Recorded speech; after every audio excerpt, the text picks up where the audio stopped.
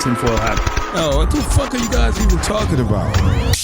Global controls will have to be imposed, and a world governing body will be created to enforce them. Welcome to Tinfoil Hat. We go deep, homeboy. Aaron, open your mind. Drink from the fountain of knowledge. There's lizard people everywhere. That's some interdimensional shit. Wake up, Aaron. This is only the beginning. Dude, you just blew my mind. Are you ready to get your mind blown? All right, guys. Welcome back to another Tinfoil Hat. We are live from the Wise Wolf Gold and Silver adjacent studios. I think you guys are going to be excited. Also, we got a new studio coming. We can't wait for you guys to see it. Johnny and Xavier, mostly Johnny, has been working very hard on it, but I appreciate both of them for working on it, and you're going to see it by the end of the week. So excited by that, or you'll see by the time this comes out. So we're very excited about that. Joining us, I got a list, dude. He's a podcaster. He's an entrepreneur. He's a author. He's an investor. He helps people get out of their financial troubles. He's a witness to 9/11. Dude, the man has many hats, and we're glad to be here because he always knocks it out of the park. We're glad he's here, excuse me. So very excited to have him here. Please welcome back for another time of hopefully more times, Richard Grove. How are you, buddy? I'm doing wonderfully well, Johnny, Xavier. Nice to see you guys. And wearer of many hats. I'm wearing an Alex Jones hat, support InfoWars. So mentor back in the day. I don't want to jump too quick into it, but what are your thoughts on Alex Jones right now, Ozempic Jones? Well, I think he's been going through a lot of changes, right? But I just traditionally look at it, not the messenger. I look at the message. In the history of like InfoWars, back when I encountered them in 2002, 2003, their guests, their authors, their movies, all those things provided tangible handholds on the landscape where you could start to dig in and get the documents, ladies and gentlemen. So like I spent a long time getting all the documents that are even mentioned or in broadcasts like that, or films I watched, or other books that refer to other books. Like, if you read Zbigniew Brzezinski, he's right here somewhere. He's hanging out. Technotronic Era. You can go to a footnote in there and you can discover Professor Anthony Sutton, who then sets you free about the Federal Reserve, the Skull and Bones, the families that funded communism and the Nazis at the same time, and all this sort of stuff. And so Zbigniew Brzezinski's like, if you want to know about Soviet development with Western technology, the premier source is Anthony Sutton. So just like learning how to find the footnotes and all those sort of things. So like, messengers are fallible. We're all fallible human beings, but it's our legacy of what we do with our 168 hours every week that is kind of like the leave behind. And when they censored Jones off of YouTube, that's 35,000 hours or, 35,000 videos of authors and researchers and 9/11 evidence and Oklahoma City evidence and a whole bunch of stuff they don't want the public knowing about in the future. So I've always tried to like play backup. If you got center fielder's going to catch a ball, I'm the right fielder running over behind Jones. It's like, I got the documents just in case they get lost or deleted. And so that's basically how I hold that. But I do think it's very important to save documents. If you're on the internet and you see something you like, screenshot it, download it, whatever you can, because it's 1984. Like, good luck finding anything about the New York City Police Department and Anthony Weiner's laptop. That has been wiped off the internet. You can't find any articles on that discuss any of that stuff. It's all gone. And I remember it, dude. I remember looking at stuff, and it even got even deeper on that.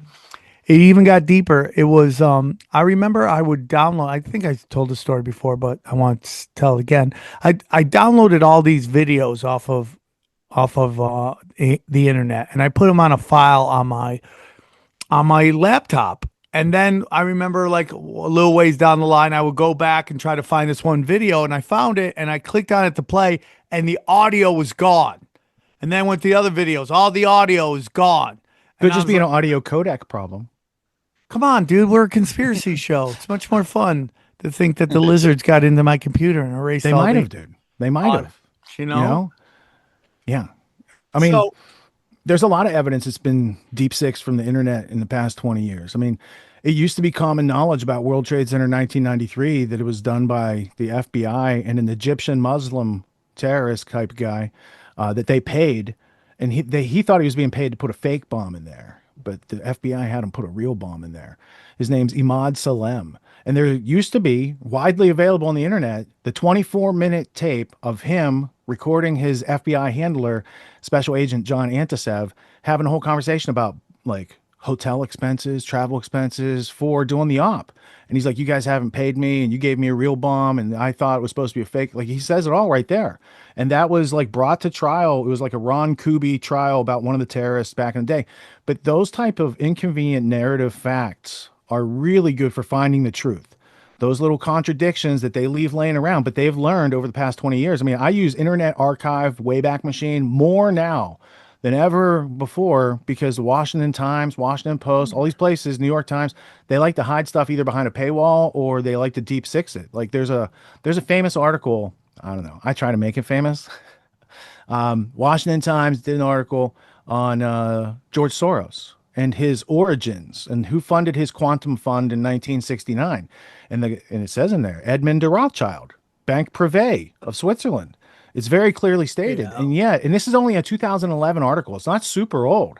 So 2011, they're like, we can say this comfortably that George Soros got his start and is backed by the Rothschilds. But within a couple years, and you can see Internet Archive tracking like, now it's gone. And so I take people to those links all the time, and it's a great starting point for them to start on their kind of red pill journey, because otherwise you're schooled into this circle, and anything outside that circle you just think is conspiracy theory. And there's a lot of these things that actually have facts and are actual and have artifacts and evidence that can be studied and passed around. And when you pass the evidence and artifacts around, it closes the knowledge gap for people. They're no longer like, because I found this out because I was incredulous. I heard about the Rothschilds. Oh, that's a cliche. Or the Rockefellers, right? And then I actually looked into it. I was like, you couldn't possibly over cliche this. Like, this is so substantial and yet so widely not known.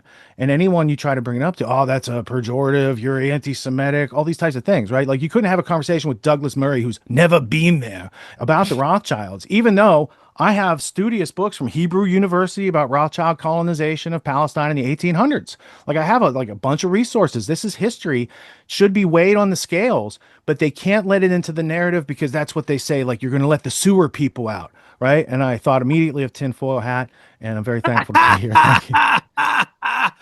We are the sewer people. We should make that into a T-shirt, by the way. Just a picture of all of us, sewer people. Tell them where to send it. Do you have a P.O. box? Tell them where to send their... That's how Kurt Metzger gets a lot of his T-shirts. People sending them. He's got Operation Timber Sycamore. Like, there's a couple of them that we were talking about. I'm like, dude, I want to have that one. Operation Popeye, the weather modification one from Vietnam. So, like, I'm not a graphic designer, but I have those ideas, and I think they're good for educating people. I love it. I'm big on that too. Richard, so usually at the beginning of the show, we let the guests give any of their websites or anything you want to promote where our listeners can find you. I know you've been on the show a couple times. Oh, yeah. So in case there's some new people. I got you a couple things. First off, I brought a gift for your audience. It's free and it will empower you. I made a masterclass on how to overcome your fear, reclaim your freedom, and learn some skills to like raise your position in life. Now the URL, I'll just say it, universityofreason.com/fear is optional by Richard Grove, but you have to put hyphens between the words because they don't let you do spaces on URLs.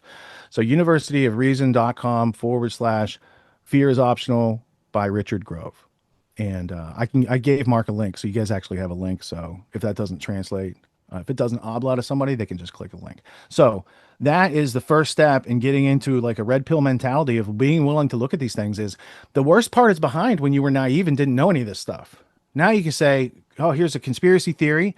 Is there any validity? Yes or no? What are the artifacts? What is to be learned and drawn from this? Or no, there's no evidence or artifacts. Dismiss as arbitrary, move on, because there are real conspiracies to actually be analyzed, studied, rectified. There's a lot of injustice that has built up over the past 120 plus years, specifically by a group of people who brought us 300 million dead people by government, democide. It was a 1996 University of Hawaii study that showed 300 million people were killed by their government, not even in the wars, just killed by their governments. It's called the democide study. So learning these things and like who's behind such things, right? If you want to achieve world peace or ever like live as a free country again, we have to be able to demonstrate some courage and bravery, be bold, get over our fears, get over our learned helplessness, our negative self-talk, all these things that 15,000 hours of schooling indoctrinated really well into us. So like the fear is optional masterclass helps people self-liberate. And then once you self-liberate, be an autonomous, decentralized person out there doing good in the world, and the world's a better place. That's the idea. Yeah, and that link is below in the description, everybody. So please grab that. And then I do podcasts on Sunday nights, which Sammy has been on. Blessings. I need to have you on again, bro. Yeah, I'd love to do it. Can I have my booker contact your booker? Yes, or they can just hit me up. He doesn't book me. He does a great job. Just hit me up. All right, good. He's sensitive. Yeah, Grand Theft World podcast on Sunday nights from 9:30 to like the wee hours of the morning. Last week we had Owen Benjamin and John Bound from InfoWars, and we were tearing it up. And we just analyze the week's news, but we give you historical context from all these things I have around me collected to use as tools to beat the New World Order's ass, if it has an ass. Yeah, I just did a wonderful episode with a very good friend of mine named Brian Callen, and his on. Yeah, we love Brian, and Brian has a Achilles heel. And it is his inability to understand that the powers that be, the masters of mankind, for a very long time, and we can even get into whether they're still doing it, which I do believe, have controlled the data flow, the information. And, you know, back in the day before we're all self-publishing, whether it's content books or whatever it is, you know, they controlled everything. It is my belief on why they hate comedians and they hate content creators, because like we have Hibbler. I work with Hibbler on multiple projects now, and Hibbler puts out like studio level content. Like it is like it could easily be put out by HBO or Netflix. The stuff that he puts out, that's their biggest fear. Yeah, the democratization of technology is now in the hands of smart people. Go ahead, please. Yes, but it's just that when, you know, they want to shut down the people that don't need the banker money to create art. Forever, banker money was in complete control of all art being produced at a high level. You know, I mean, this P. Diddy trial is just dudes giving up their cheeks for the opportunity to mumble rap, you know, and it's just like that's where we are right now. And that is an old style, and that's why they're kind of freaking out. What I want to get into you before we start getting into everything you want to talk about is this Pelletier stuff. We just did an episode with Seven Seas. It was a great episode. Oh yeah. You know, I just don't know. Like even with, you know, Brian the other day, I go, "What's your thoughts on Pelletier?" And he didn't really have an opinion on it because he hadn't heard a lot about it. And, you know, it gets into again, like these tech gods have created these algorithms that just silo us into this is the information, the only information we're getting, and we think that is all the information. And it's really not. It took me forever to get my Instagram algorithm to stop showing me tits and ass all the time. Now it's just great conspiracy videos. Now, but before it was just tits and ass, tits and ass, tits and ass, which I didn't like until I didn't like it, you know? I liked it until I didn't like it. What are your thoughts on all that? All right, so I want to address the Brian Callen thing in a minute, but Palantir Technologies. First off, what is a Palantir? Does anyone know here? Isn't it some from Lord of the Rings or something? That's right. And what does it do? I don't know what it does. It lets you see the future. Oh, shit. What is an oracle? What does Larry Ellison do over there? He sees the future. Oracle is something that sees the future. So there's a huge history behind this. So I'm going to take you over to my history blueprint. As I learned these things over the years, I started making a visual model. One of my favorite artists was Mark Lombardi. Did you guys have Arthur Kwan Lee on? He's an artist. Yes. Yeah, okay. So Mark Lombardi was an artist who would have been on Tinfoil Hat all the time, except he's dead now, so you don't have to worry about that. He dies very suspiciously on 3/22, like the Skull and Bones holiday, 3/22 of 2000, right before 9/11. He was studying Skull and Bones and narco trafficking, money laundering in his art, right? So my art comes from, I was already doing the research and doing something, and then my buddy said, "Hey, this other guy did something like yours. You should check it out." I said, "I want to meet him." He said he's dead. He had just died like a year before, and I was like, okay. So what I'm going to show you is is prolific and shareable and links to the internet evidence, whereas the drawings that Mark was doing was just pencil on the wall. So this is like a next evolution in homage to an artist who passed before his time. All right, so over here we got Palantir Technologies. It's funded by In-Q-Tel. It's a project of CIA and GCHQ, which is the British NSA, which is 50 years older than our NSA. Who created our NSA? Yep. Okay, so the British have a system called the double cross system. It started in World War II. They call it the 20 Committee. It's 2 Roman numeral X's. So we called it X2 in America. That were the Americans working with the British. They over there called it the double cross committee, the double cross system. And there's a famous book by the guy who ran MI6 called John Cecil Masterman. He was the leader of MI6 during World War II. He wrote a book called The Double Cross System, in which he said that the British knew about Pearl Harbor and didn't forthrightly warn America because they wanted us to get into the war. But let's go back to Palantir, because that's an interesting part of this whole Anglo-American establishment plan. Now, when you get into In-Q-Tel, these are technology companies being funded by CIA and other of the intelligence agencies out there. Maybe have a little Israeli money in there. But EcoHealth Alliance had something to do with In-Q-Tel getting some funding, right? So the whole thing that just happened with the pandemic, there's a linkage there. But really, Palantir is part of a larger idea that I would call, from history's sake, technocracy. This movement starts back in the 1930s at Columbia University. Now, when you guys hear Columbia University, from now on, I want you to think King's College, New York, because it is part of the British education system. All the Ivy League schools, Harvard, Yale. Yale is the East India Company's outlet here in America. Harvard, kind of the same thing. So they're training our ruling class, what they call a Mandarin class, from when they conquered China with opium over the years. They came back and put it on us. So now they've got this idea called technocracy. So it projects a future where it's ruled by algorithms and authoritarians. There is no currency. They change over the markets. And that's kind of like what they're on the verge of doing right now, because you see all these destabilizations going on. What do they have planned next? Well, there's a long history to it. So if we climb down in technocracy, there's Agenda 21 and a whole bunch of other things that come out of that. But mass surveillance is a huge part of that. Now, the idea of a panopticon was created at the East India Company under Jeremy Bentham.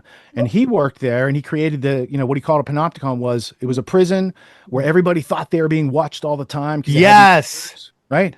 That's what they're doing with the technology and the social media and the phones and all this other stuff, right? It's a digital panopticon, which I'm pretty sure is also a Grand Theft World title episode. So panopticon is an idea that's cooked up by the East India Company. There's a bunch of guys from East India that had deleterious ideas for our freedom. Panopticon, that surveillance state that I was showing you, that comes out of Jeremy Bentham, and we could go into the whole history behind all the other things that are like legacies of that. But I want to get back to the point of the technical apparatus of Oracle and Palantir as we see them today.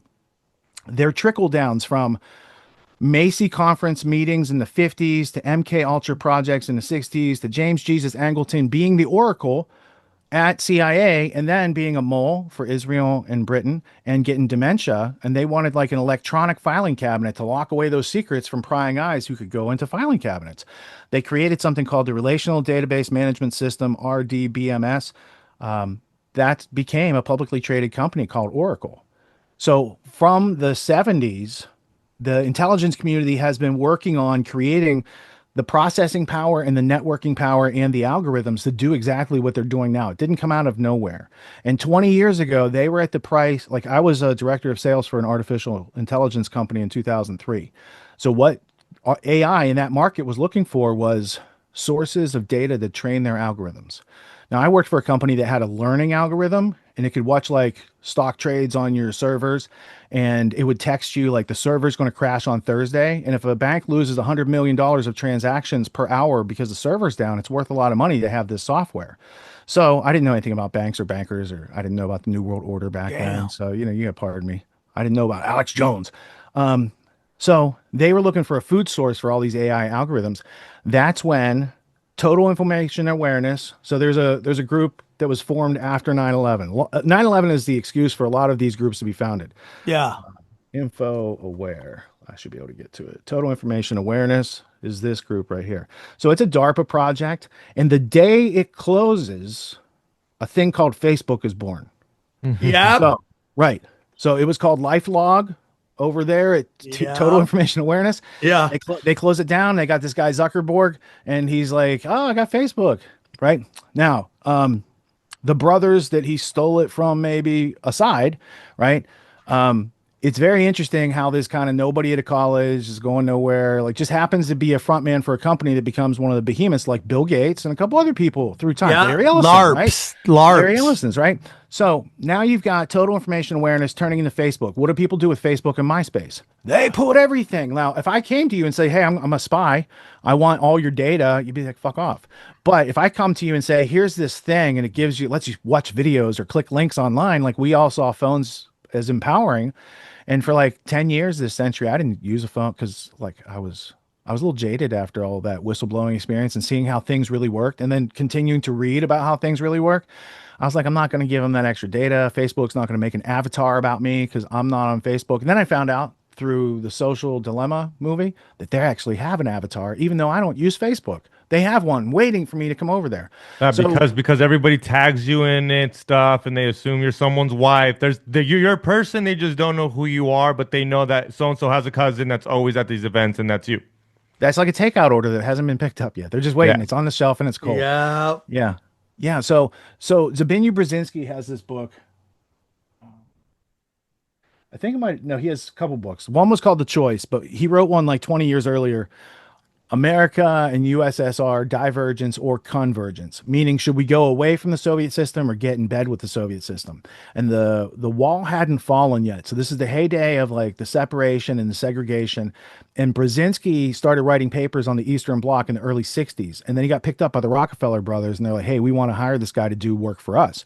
So just like Kissinger, like David Rockefeller gets Brzezinski, Nelson Rockefeller gets Kissinger, and together they have the bookends on American statecraft, right? So most people know Kissinger, fewer people know Brzezinski, but Brzezinski did Operation Cyclone and worked with Osama bin Laden and a whole bunch of other stuff. So Brzezinski is also staunchly anti-communist, and he was married into like the Polish prime minister's family, Edward Benes. So he has this interesting background. He's staunchly anti-communist. He starts writing about the other side, and he said at that time, the Stasi, which was the East German secret police, which were notorious. I forget what the movie was. There's a movie a couple years ago about the spies are living in your ceiling, literally like listening. But it was really a good window into that time frame and what people went through. So what he said was the Stasi is able to collect all this data on people, rumors, innuendo, stuff from the neighbors, all this stuff. But they don't have the computer power to do anything with it. They can't marshal the data fast enough to actually get the drop and blackmail people, possibly, right? He doesn't say it like that, but that would be an implication. Damn! Right? So now you start building up not only the processors, but the database storage and then the algorithms. And they've been working on those algorithms since the early 80s. Like Steve Jobs talks about AI back in 1982, and he's like, here's what it's going to look like, right? So they have had plans that were well-funded, well-cloaked, going on, and then come out to us like masquerading like it's entertainment or this is for your convenience. But they got most people, they get most people out of the gate because literacy is a form of slavery until a method of critical thinking is consistently applied objectively by the reader. In other words, they teach us to read, but they don't teach us to think. So we're susceptible to believing anything we read. And that form of assumption is how 99% of people get got by the people who are in all these books that I've collected. Hey guys, Daddy's a wild man, dude. He likes to play some weird plays, dude. And I just got into a wonderful coin called Sydney Sweetie's Bathwater. A little crazy. Don't recommend it to anybody else.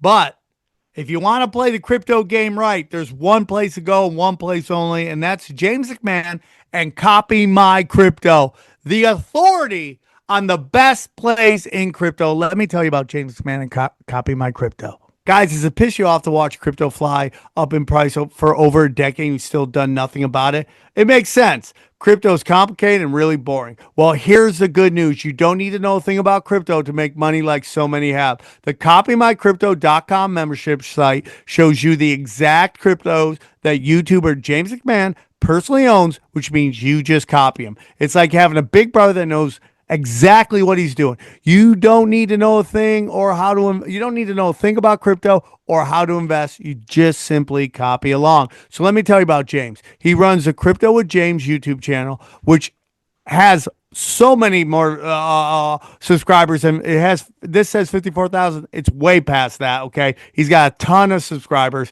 In the summer of 2020, he told his viewers to buy 26 cryptos. Had you put $100 in each one, it went on to be worth over 123,000. Of the 26 cryptos, his top pick of the year, the one he singled out, Phantom, went up 692 times. That happens, man.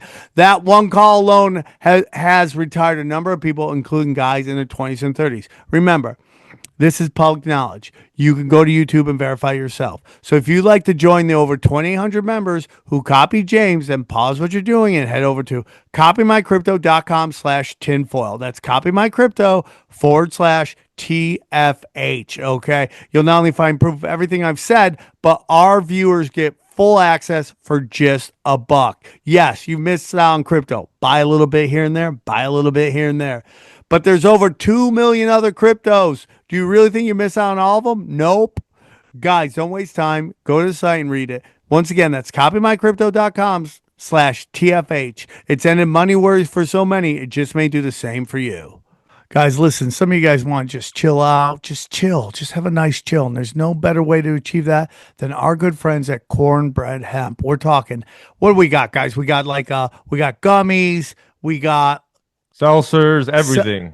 You name it, they got it. They're the premier CBD hemp product out there. Let me tell you about Cornbread Hemp. Cornbread Hemp CBD gummies are made to help you feel better, whether you're dealing with stress, discomfort, or you just need a little relaxation. They only use the best part of the hemp plant, the flower, for the purest and most potent CBD. And all their products are third-party, lab-tested, and USDA organic to ensure safety and purity. All right, so right now, Tinfoil Hat listeners can save 30% off their first order. Just head to cornbreadhemp.com/tinfoil and use the code tinfoil at checkout. That's cornbreadhemp.com/tinfoil and use the code tinfoil. And we thank them for sponsoring.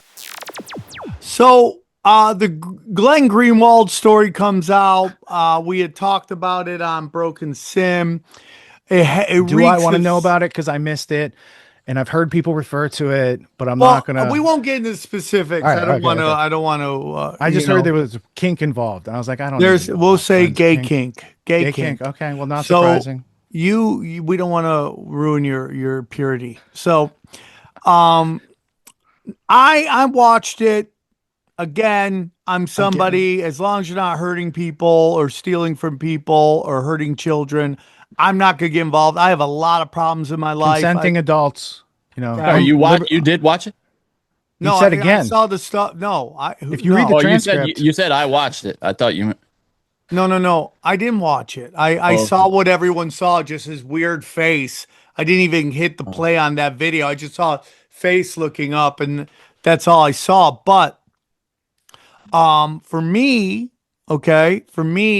again, I don't care what consenting adults do. There's a whole argument, it bleeds in everything they do. Okay, that's another discussion. But there's part of me that thinks it's a psyop as well, and that there's always been this talk of Glenn being more involved with things than people know, that his interceptor was a honeypot for the elites to know who's doing all this. I don't know. I'm just saying it. Is there any, I know you didn't look at it and maybe you haven't studied it, so I don't know if you can, give a take on it, but I want to know, do you think there's any chance that it's just a humiliation ritual to not destroy him, but to kind of blow him up even more? 45% chance. Yeah. All right, so here's my questions, because this is the same analysis that we could do on any story, right? There's a video, it makes certain claims, it's inconvenient to his future, allegedly, right? But it's also like, what does he speak out against, and what's going on over here, right? Who might want to apply some pressure to Mr. Greenwald? Now, what type of pressures have been applied to Glenn in the past? Because I'm familiar with his work, and I would like to treat this as like, there's the message and the messenger. So we're going to set his message aside, which I often agree with, and we're going to look at the messenger, who I don't know too much about, but I heard he moved to Brazil with like his boyfriend or his husband a long time ago, right? So he founds the Intercept, which at the time was like avant-garde, cutting edge, like whistleblower type stories, right? The allegation that it could be a honeypot Sure, because if WikiLeaks really wasn't a honeypot, you would think they need a honeypot out there. But maybe when it's created, Glenn doesn't know that it's a honeypot because he's a legit dude. Let's just say that. Maybe he works with some people who know it's supposed to be a honeypot, and at some point they push him out, just like they pushed out O'Keefe over at Veritas, right? They've got some people speckled. They got some people speckled around that are like, hey, if he gets out of line, just push him out. Right. So that has gone on in recent memory, and O'Keefe is just in the process of taking it back over at Veritas. So now you've got this idea that Greenwald was pushed out by Scahill et al. At one point, right? And then Greenwald opens his Substack and starts becoming very successful with, like, you know, having his own direct communication with the audience, not having YouTube as a proxy, which is a smart business move. And he's able to stay afloat. And I've seen a lot of his commentary on Israel-Palestine. And so I'm always trying to, you know, is there a report or some evidence that I can glean from his reporting? Because that's what he brings to the table that's valuable, right? His opinions, not so much. Other color commentary, not so much. But if he's bringing, you know, and he's been known to break stories and things like that in the past. So he is one of many people whose work I have found useful in selective cases where I've interacted with it, right? I can't speak for his work overall. I'm sure we would disagree on a few things because I'm more of a libertarian philosophy, and I'm unclear on his philosophy of freedom. I'm a 21st century abolitionist. I recognize slavery in its multiple forms, and I studied and reverse engineered, like, how do they do that to us so we can liberate ourselves? Well, you implied there, or maybe you didn't, that Jeremy Scahill was involved in, like, he's the remaining. Well, I know that his political bent is a little bit more traditional media.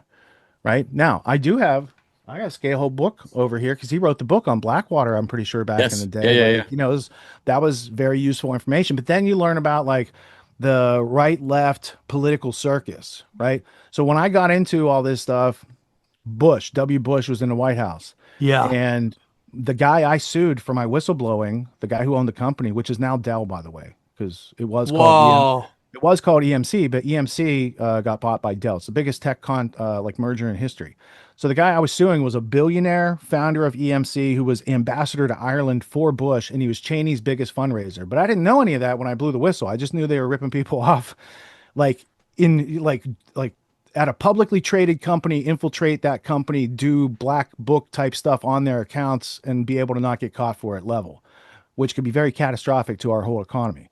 So I not only risked my career, I lost my career. I sacrificed my multi-million-dollar career to do what I knew was right. And regardless of the fact that that game is rigged, and I learned about it over 6 years. Yeah. You know, so I was able to have a personal revolution and outgrow that status quo and learn a whole bunch of things. I mean, I probably spent, if we're in school for 15,000 hours, I probably put 15 or 20,000 hours into unschooling myself and learning what is the actual evidence of this reality as opposed to what they've told us about it. And I was able to ask questions and follow that through to my knowledge and answers and understanding. And that's what learning is really about. So they took that away from us to create the school system. They broke the education, and you could tell out there. Right. Remember 20 years ago, Rogan had that joke in his stand-up act on, what was the DVD back then? I think we can go dumber about Bush, and, you know, how he was like at the grocery store line one day and someone called him sir. And he's like, holy shit, I'm an adult. Like, nobody knows what's going on here.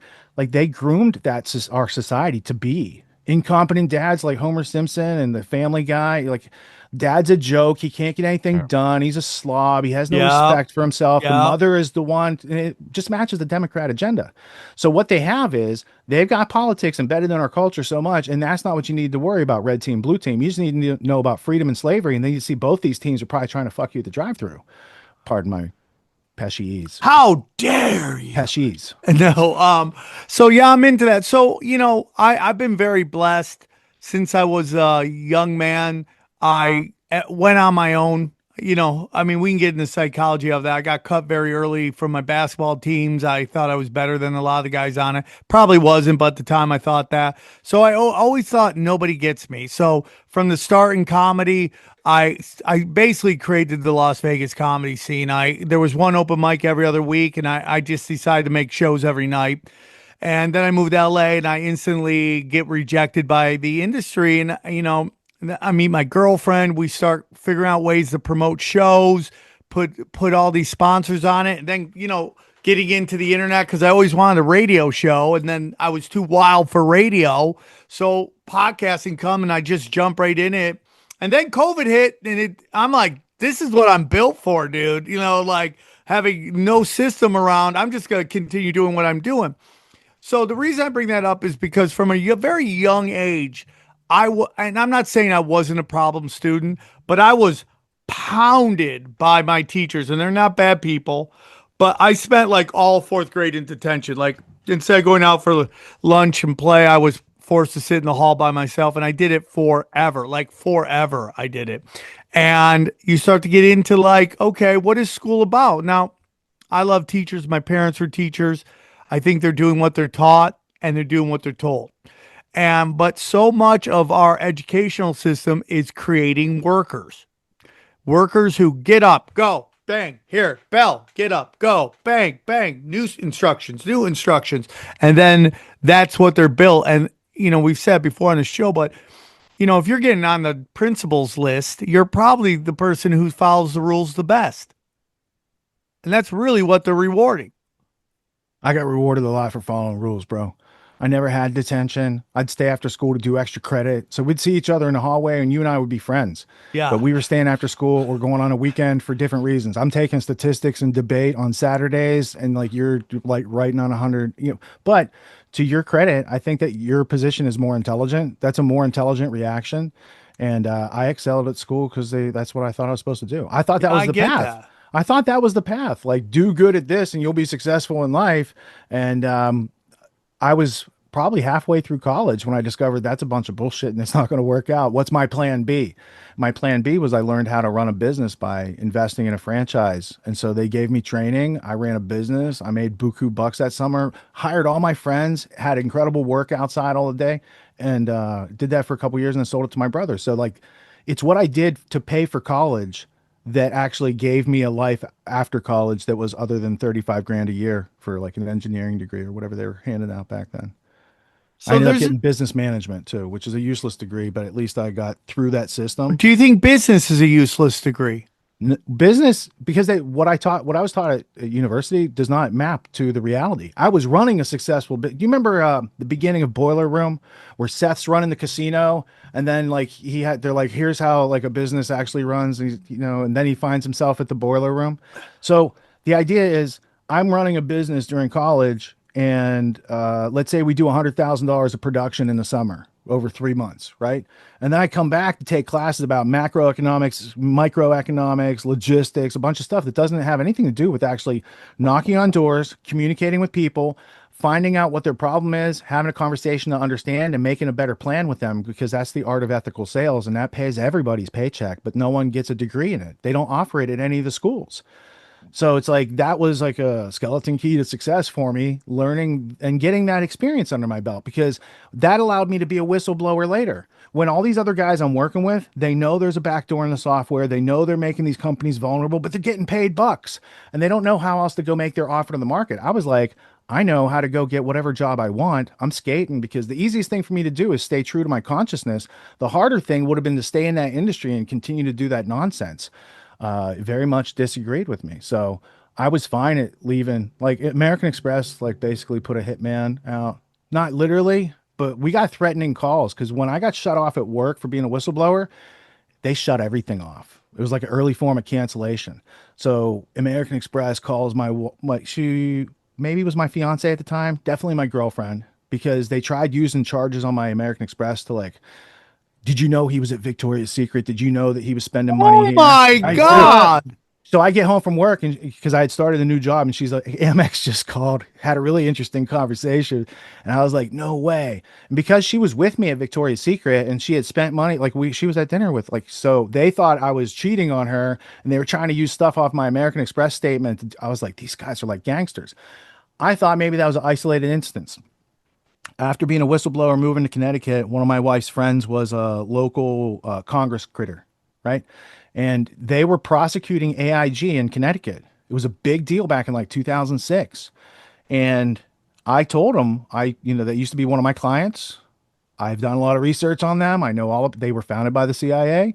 They had the world's largest private air force at the time of 9/11. They're involved in narco trafficking. There's a whole bunch of stuff going on, right?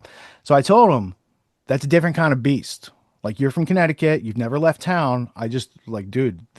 So anyway, next time I saw him, he was stepping down from being a congressman. We were like, what happened? He's like, they called me from their offices and openly threatened me and my family. He's a lawyer too. They openly just told him, like, this is what's going to happen to you if you continue down this. Now, he had a partner here in Connecticut. That partner didn't get the same call. He's now a senator. So you know who the partner served without question. They know the chain of command. This other guy, like, he's out there raking his garden right now. So, which isn't so bad. It's not because he's alive. He's got a healthy family. It's probably, but you just have to know, like, we could have strength in numbers, and oftentimes do in certain situations. Like, that's how Ross Ulbricht got the pardon, because, you start with some graphics and some songs and some events and some fundraisers. And over years, you build an audience to the point where the Libertarian Convention is like, everyone hold up a free Ross sign when Trump talks. And then they did it at the Bitcoin convention like a month later.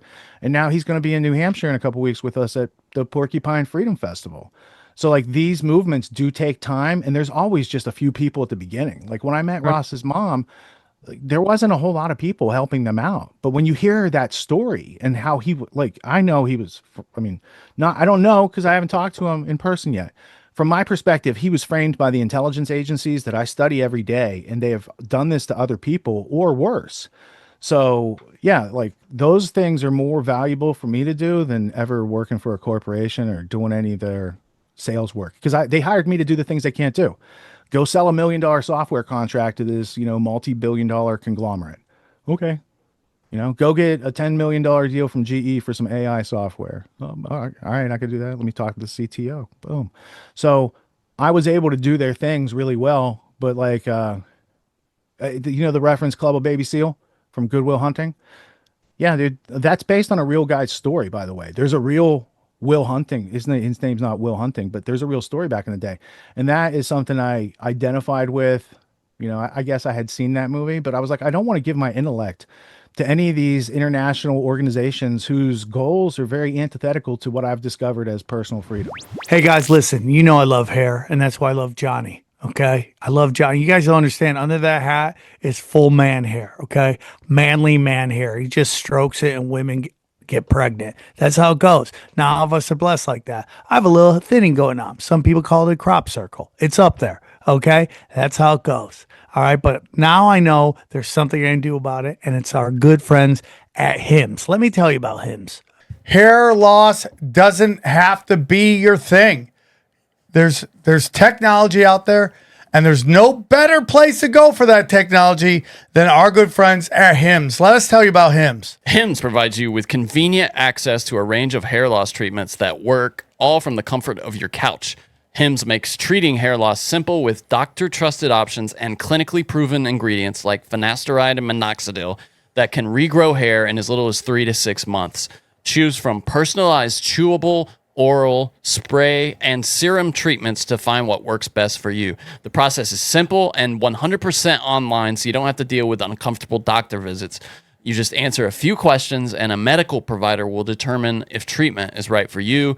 And if prescribed, your treatment is sent directly to you for free. No insurance needed, and one low price covers everything from treatment to ongoing care. Hims has hundreds of thousands of trusted subscribers, and they can help you get your confidence back too with visibly thicker and fuller hair. So here's what we need you to do, man. Start your free online visit today at hims.com/tinfoil hat. That's HIMS.com/tinfoil hat for your personal hair loss treatment options. hims.com/tinfoil hat. Results vary based on studies of topical and oral minoxidil and finasteride prescription products require an online consultation with a healthcare provider who will determine if a prescription is appropriate. Restrictions apply. See website for full details and important safety information. Hey guys, real quick, I want to take a quick break, tell you about all the dates I got coming up. I am back on the road. Go to samtripoli.com/events. Tinfoil hat is coming to Cleveland, Ohio, Pittsburgh, PA, San Diego, Sam Tripoli with a Saturday night with Eddie and Xavier Guerrero if he has any balls. Boston, and then Broadbrook, and then we have a couple other coming up. Oh yeah, Kansas City, we got Tulsa, we got Oklahoma City and New Orleans. More dates to come. I'm putting up more and more dates. And then finally, guys, this is the brand new YouTube channel. If you go to youtube.com/tinfoil hat YouTube, you can be one of our subscribers. We are now putting it on there.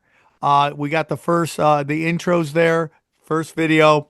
So that's it. And just go check it out. Link below. Let's get back to the show.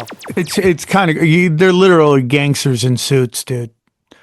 And the whole theory of like mobs and all that stuff. I think the mob had more integrity than corporations. They're kind of the new Terminators, you know. The Italian mob has been maligned because a lot of things that are credited to the Italian mafia in Hollywood cinema. Yeah. I mean, it's like the Italian mob, for better or for worse, had a lot of rules and ethos and morals, you know. Right. Like, so there was a culture of protecting their own against the other. Right. And like, and this Sam speaking, I don't know where you stand on, but there was a lot of power in the Jewish mafia. So the whole Not thing so many about movies. Yeah. Only, the whole Once thing Upon a about Time in Hollywood, America. Yeah.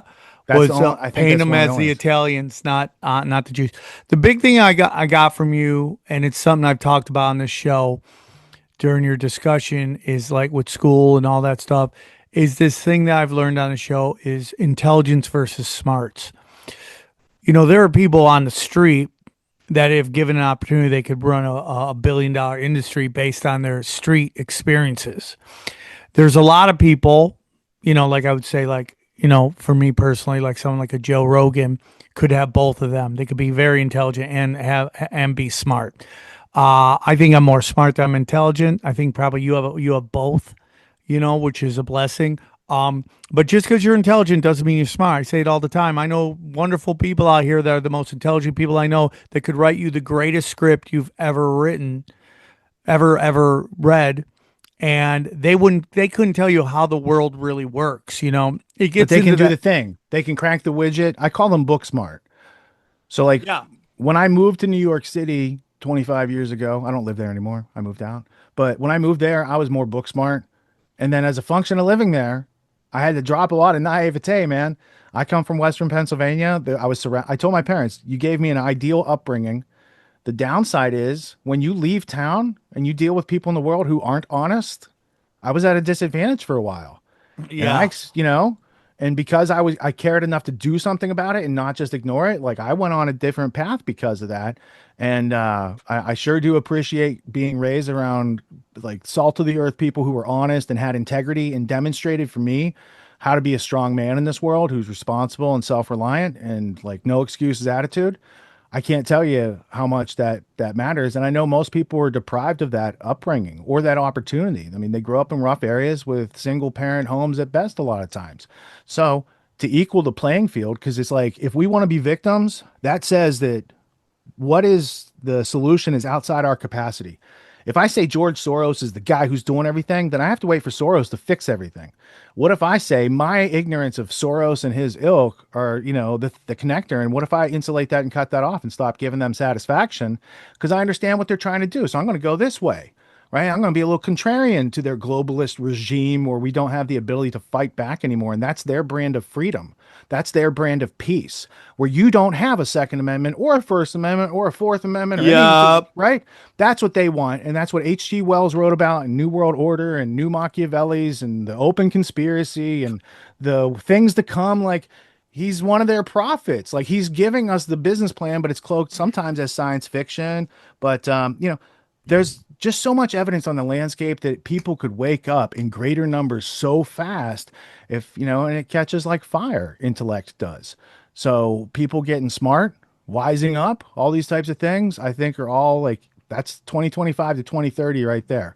Because of that, they're going to try to pull the rug out. They're going to have another pandemic. They're going to have an economic upheaval. They're going to have a World War III. They're going to have UFOs and aliens, bro. Can you believe that's in the news? It is so like they're taking your podcast material right? They're taking you and AJ. I was just talking about that today. TMZ's like, Yeah. we have footage of Fifth a plane. fifth plane. I'm Yeah. like, TMZ's in the conspiracies now. Right. You are so cutting edge that they are downstream from culture. You guys are not infecting culture, but you're pushing it. You're providing a vaccination of information at a much needed time where otherwise people just believe what they see on mainstream media. And I know I did for years, and I've studied it. I started studying, like I used to have like multiple TVs on recording to the DVD-Rs, right? Remember those back in the day? And I'd have some different inputs, and I'd be like CNN, MSNBC, Fox. Oh, look at what they're saying. Holy shit. Like this is the two sides of the country just being played by 5 channels. Yep. You know? And then it's like, what's your alternative? Art Bell, George Norrie, Alex Jones, right? So like going back to the beginning, when I was coming from a corporate, very traditional landscape, and then I'm like, who are the people that blew up these buildings and killed my coworkers? And then I look into like, what's the official story? And then you ask a question, who wrote the official story of 9/11? Philip Zelikow. What was his degree in? Like he's trained in creating public myths, not investigating terrorism events. Like, where do these people come from? He also, Zelikow, he co-wrote a book with Condoleezza Rice about Germany unified expansion, something back in the day. So they're like part of the neoconservative cabal that had been infected in American government since the 1970s, when Cheney and Wolfowitz and Rumsfeld, they all got into the Nixon administration. That whole Nixon administration is just the people who were benefiting from the Bushes and Harrimans funding the Nazis. Yes, man. It's so crazy. Yeah. Nobody sees that. Yeah. We have people I love that get a lot of stuff and they can't come to grips with that the U.S., the Western bankers, the Aryan bankers funded the Nazis. They can't come to grips with it. And that the Nazis were the Bolshevik version of Germany. Not only that, but the Bolsheviks were funded by American International Corporation, which was many of the same people from Federal Reserve. And that's like page 1 of an Anthony Sutton book right there. So when people start to realize, like, Kennedy was killed, who were the people who presided over it? Well, there's MI6, at that time, Mossad, and CIA. And what did they all participate in? Redrawing the maps and creating new narratives after World War II. Yep. And once you do the narrative for World War II, they've got America like, hey, if you say anything against us, we're going to tell everybody about the narratives that, you know, there's some narratives cooking there. And I know because I have a book called Psych War, SYKEWAR, by Daniel Lerner. And he documents that the first Western troops into a lot of places in Germany were psychological warfare. And when you get into the WHO, it's William Paley, who later is CBS. Charles Douglas Jackson, C.D. Jackson of Time Life, owning the Zapruder film later, right? And Nelson Rockefeller. So when Nelson Rockefeller is working in PSYOPs during World War II, and then just a couple years later, I have the book here. Just a couple years later, do you know the story of how Nelson Rockefeller was blackmailed for his UN votes to create Israel as a No, state? let me hear this. All right. So to set this up, well, that's the wrong button. Play this. All right, here we go. This is a book called The Witness Tree. It is written by John Loftus, who is a Department of Justice attorney whose work illustrated how Nazis were brought to America by the British and Americans. He wrote a book. So Loftus is a legit researcher with U.S. Justice Department clearance, cosmic NATO clearance to see all the documents, cosmic level security clearance to go in the 24 acres of Suitlands, Maryland, and the underground vaults, all the stuff. He says it's like Raiders of the Lost Ark. So he gets this research, but he doesn't know, like, how am I going to tell people about this important story? So he gets a Canadian who's a novelist named Brendan Howley. And they write this book, and in the first part of the book, it talks about how the Dulles brothers killed Eleanor Dulles' boyfriend because he was Jewish, and this is a WASP establishment, and you can't be doing that in this family. So that's interesting evidence as well.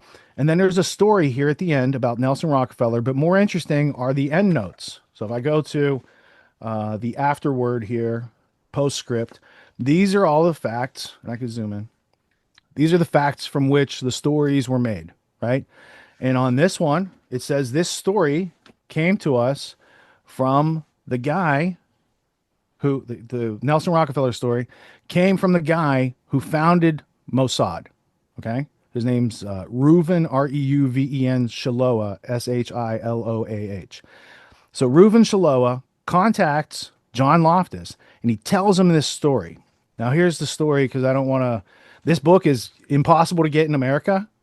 I know. I'm looking for it right now. I can't get it. Candace Owens covered it a couple weeks ago, which made it way harder for people to get it. But I was glad that that story's getting out there. So here's the story. It's like, is it November 22nd, 1947? Yes. Okay. So the date that Kennedy's killed, but a couple years before he's killed. So November 22nd, 1947, these two, so before Israel's founded, they had the Irgun, Haganah, and Stern Gang. Those were the militant forces that participated in the King David hotel bombing, for instance. So you got two Haganah, Mossad doesn't exist yet, so it's Haganah agents. Two Haganah agents go to Rockefeller Center. Now, when they go to Rockefeller Center, Nelson Rockefeller's offices are there, Universal Studios, whatever the other things they have there. They have all those stages and places where they film stuff, right? But also British security coordination. MI6's double-cross system installation for America is located at that time in Rockefeller Center. So now these two Haganah agents, they go upstairs in the elevator and they walk down the hall to Nelson Rockefeller's office, and they have an appointment, and he sees them in, and the one guy sits down and the other guy throws his dossier on Rockefeller's desk, and he sits down. So they say, look, this dossier contains certain information that you wouldn't want the public to be aware of, and it involves the Rockefeller family funding the Nazis. By this time, I'm not sure, but this is an adjacent, similar tangent. Richard Nixon, who was a lawyer for the Navy, discovered the Rockefeller family's funding of the Nazis, and he went to Allen Dulles and said, I'm going to, prosecute your boss or whatever. And then Allen Dulles was basically like, let me fund your campaign for vice president. And then he became vice president under Eisenhower, who was part of the same right under the psychological warfare group that Eisenhower ran with C.D. Jackson and Paley. So he becomes part of that infrastructure, and then they burn him in the 70s, right? So let's go back. Oh, shit. These two guys sit down, they throw the dossier there. Rockefeller he's got a scotch, he opens these details, because I was like, where'd you get the details? But since the source is the guy in the meeting who founded the Mossad, then I have to reread it and take the details seriously. The way he says it, Rockefeller opens the dossier, he starts looking through it, he closes it, and he walks over to the window, right? He gets up, he walks over, he goes, yeah, it's not his first time being blackmailed. So he goes, you tell Ben-Gurion he can either have his blood or his country. And here's what I mean by that. Nobody's going to see this document ever. No one's ever going to see this ever. And none of the real bankers from World War II are ever going to be prosecuted. If you want my Latin American votes, I think he had sway over 26 votes for this UN vote that made Israel and recognized Israel as a country. This is like a couple days before that. So he says, you can have the votes, but here's my terms and conditions. And he gives Ben-Gurion an ultimatum. So the two guys go into an office, and they call Ben-Gurion, and they come back and they've got a deal. And now a couple days later, they have the UN vote, and all these Central American countries are all of a sudden all want to remove the indigenous people from Palestine along with the Eastern Europeans who moved there. So it's a really interesting story. It's much more highly detailed than that. But the fact that the source is the founder of the Mossad, and he went to Boston to meet with John Loftus to be like, look, here's something that people should probably know about. Now, what are his intentions of telling Loftus that in the first place? I mean, it matches up. It corresponds to a whole bunch of other pieces of evidence that already exist independent of his story. He's not making out that Rockefeller, funded the Nazis, benefited from the Nazis. They funded the industrialization before the Nazis could even take power. The Harrimans and the Bush family were involved. This is Prescott Bush back in the days of Brown Brothers Harriman, but they were part of the original American International Corporation that was like the robber barons going around reshaping the world in their image. The robber barons got done building railroads in America and Europe, and then they said, let's go build them in China and Russia. That infrastructure became the communism of 60 million people dead under Stalin, 50 million or whatever you want to say under Mao. And Mao is David Rockefeller's most proud project. And Brzezinski ran Pol Pot. And these industrialists, robber baron tycoons, are flying into Soviet Russia, meeting with Stalin the whole time. That's where the Koch brothers' dad got their money. So like, there's a whole crazy, dude. People have no clue. So there's people that funded the Nazis and they're being blackmailed over it. That turns into when they kill Kennedy and other people were involved, they can now drop a dime on anyone in our government and be like, look, we'll show people how you participated in killing of your own king. I'm sorry, that's a ritual. Sorry, that's a ritual thing.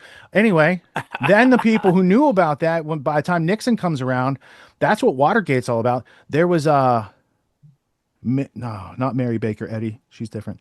Cord Meyer, Mary Meyer, kept a diary of all this stuff that her husband was involved with because he was with X2. He's with the Anglo-Americans.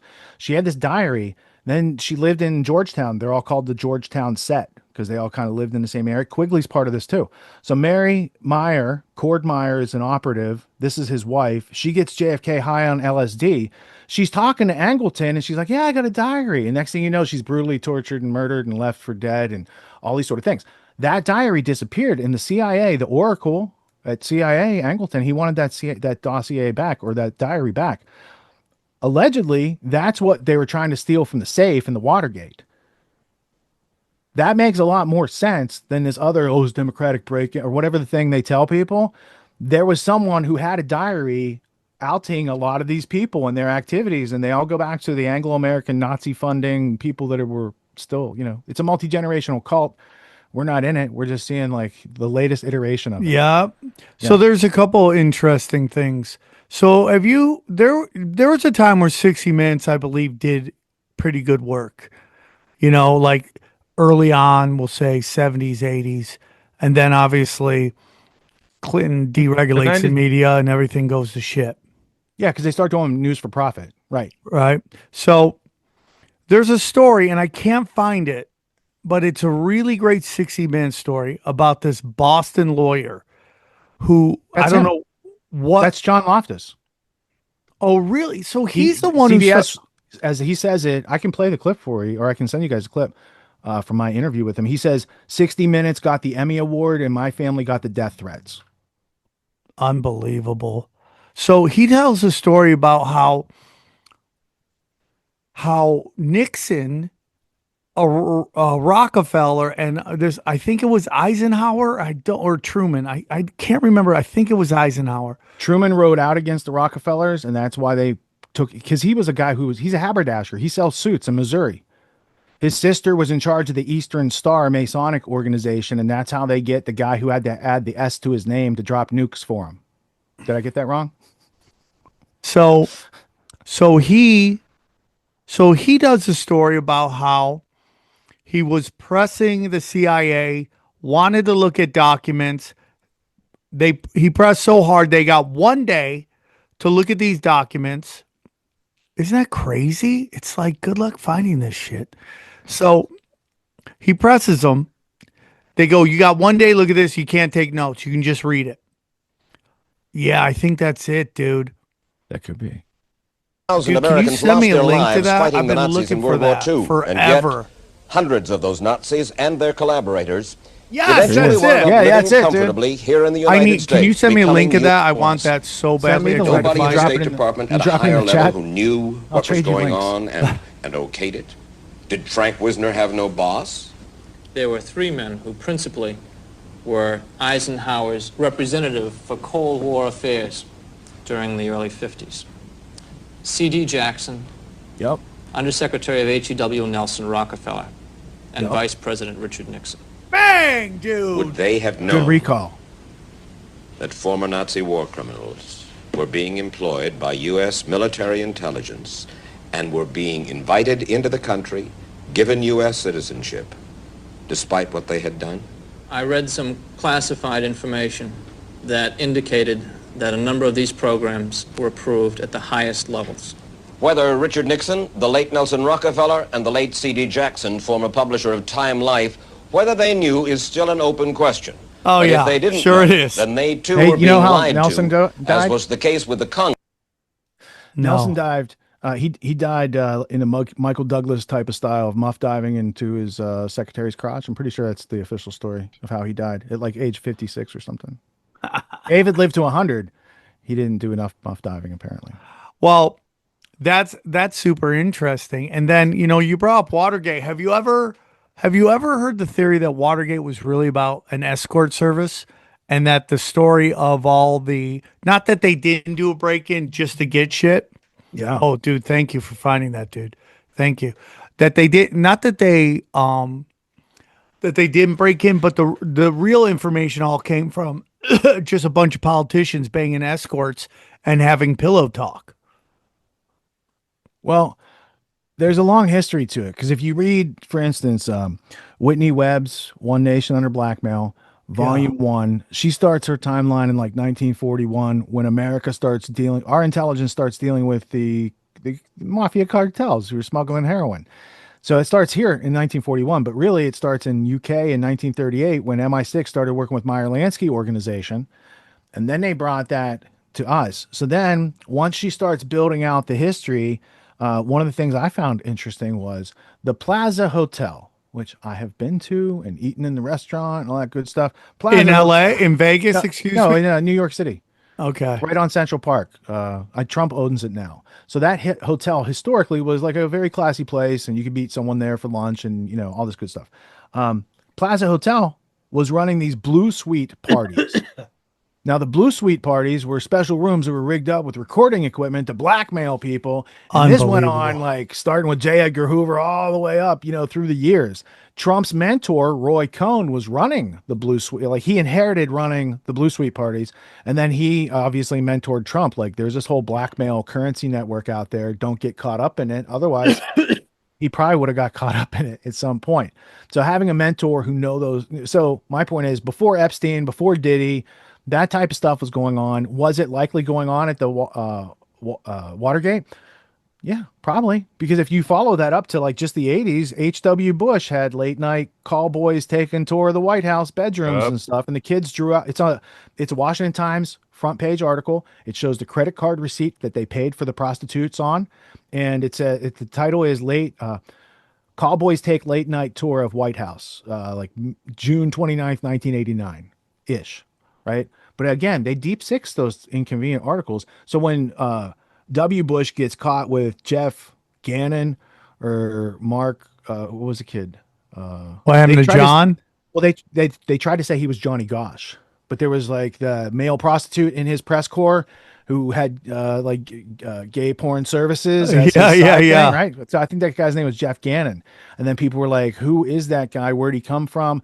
And then there were some people saying it was Johnny Gosh, the original milk carton boy. Yes. That had been taken a long time ago. Right. That gets you all into like Franklin cover up, whether it's the original or Franklin National Scandal, Nick's book, Nick Bryant. There's a lot of coverage on Boys Town, that whole Discovery documentary about conspiracy of silence that they deep sixed that too. I'm sorry, I should say 86th because that's how Comey says it. They 86th that documentary. Yeah. So this is a big part of why I push back on the deep conservative rights and their demonization of adults doing adult stuff with together. Now, if you're a Christian and that's against what you believe, I understand it. And you don't have to do it. But again, also, my freedom ends where your freedom begins. So, like, philosophy wise, in order to say, like, if I say you have to do what I say, you're my slave. And if I say you can't do that and it's just you and there's no victim, no crime, then I'm trying to assert my freedom onto you, which makes you my slave. So I try to be like, look, one of my mentors is Ernie Hancock. And the way he says it is, there are those who want to be left alone and those who won't leave them alone. Right. And so his show is for like us trying to stay insulated from they, them, those who would like to take away our freedom. They exist. They have always existed. How can we empower ourselves to live a lifestyle of liberty and freedom during our lifetime? We only have one life.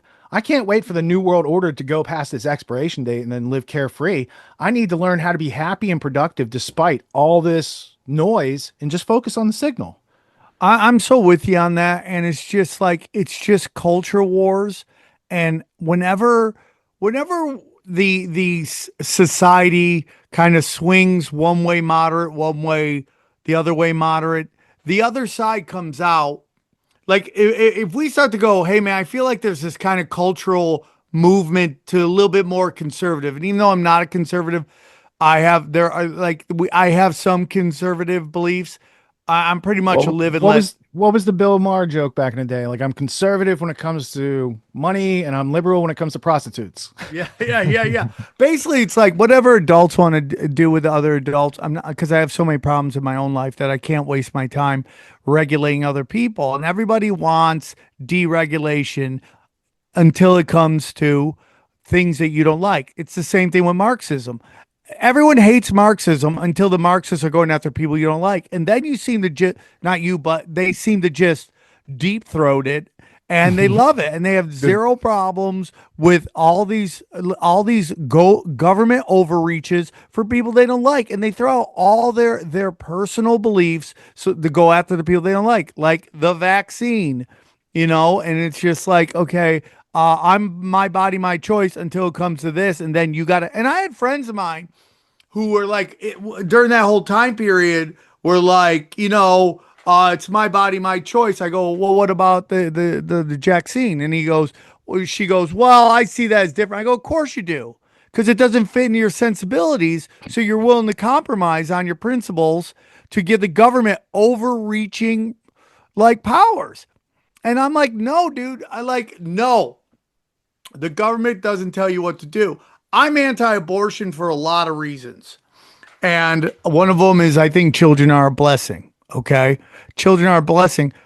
But again, are we going to tell people what they can and cannot do? And I'm going to get a lot of shit on the internet for that. And I'm sorry about that.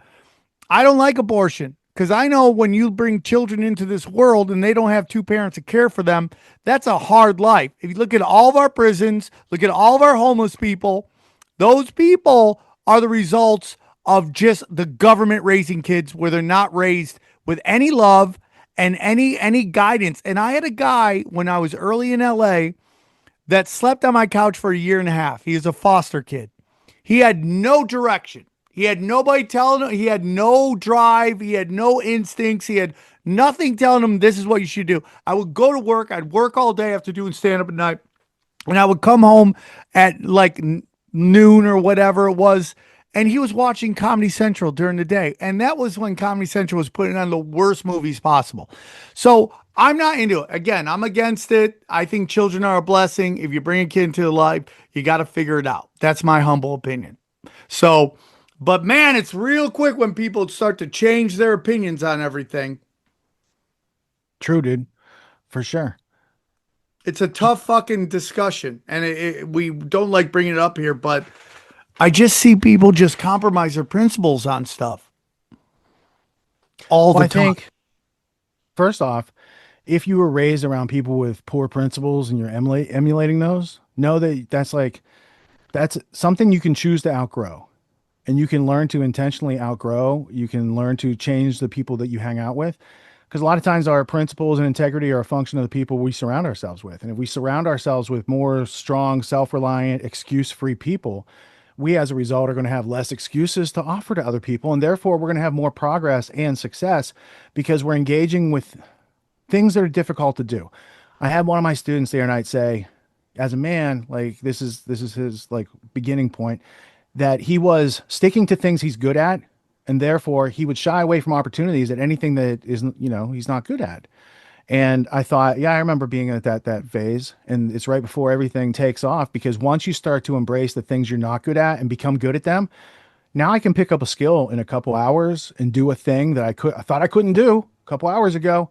But I watched a YouTube video, I learned the words, I understood how it works, and then I went and tried it, got it wrong the first time, tried again, got it right the second time, and now I do that thing. Right? Whether it's like learning how to do some of your own plumbing, like what are the situations, or managing your own health. What are the situations in life where you have to call an expert and learn how to like close the gap on that expertise? Because you really don't need an expert. You just need someone with some competence and familiarity. And we can go through a learning curve. And like, they used to say it takes, like 10,000 hours to become an expert. But really, you can pick up almost any new skill, from playing guitar to driving a forklift or a big loader or a crane, like in 20 hours of study, right? It's going from knowing nothing to knowing something, then closing the gaps on the understanding until you can do the thing. And once you know that you can do that, then you can say, it's a little overwhelming. You can do anything, but you can't do everything. So now you got to prioritize your time and what do you actually want to get done with the week, right? Yep. Giving that to someone who's sleeping on your couch and helping them get off their feet is a very powerful element juxtaposed to what, Comedy Central was filling them with. And I think that probably your action and your dogged tenacity and no excuses attitude had a positive influence, unless he's still sleeping on your couch all these years later. No, I wish I knew where he was. I hope he's still alive. I want to get into something. Do you blame? Wait, a quick second. Do you blame schooling, obviously, for that, for not being able to do nothing?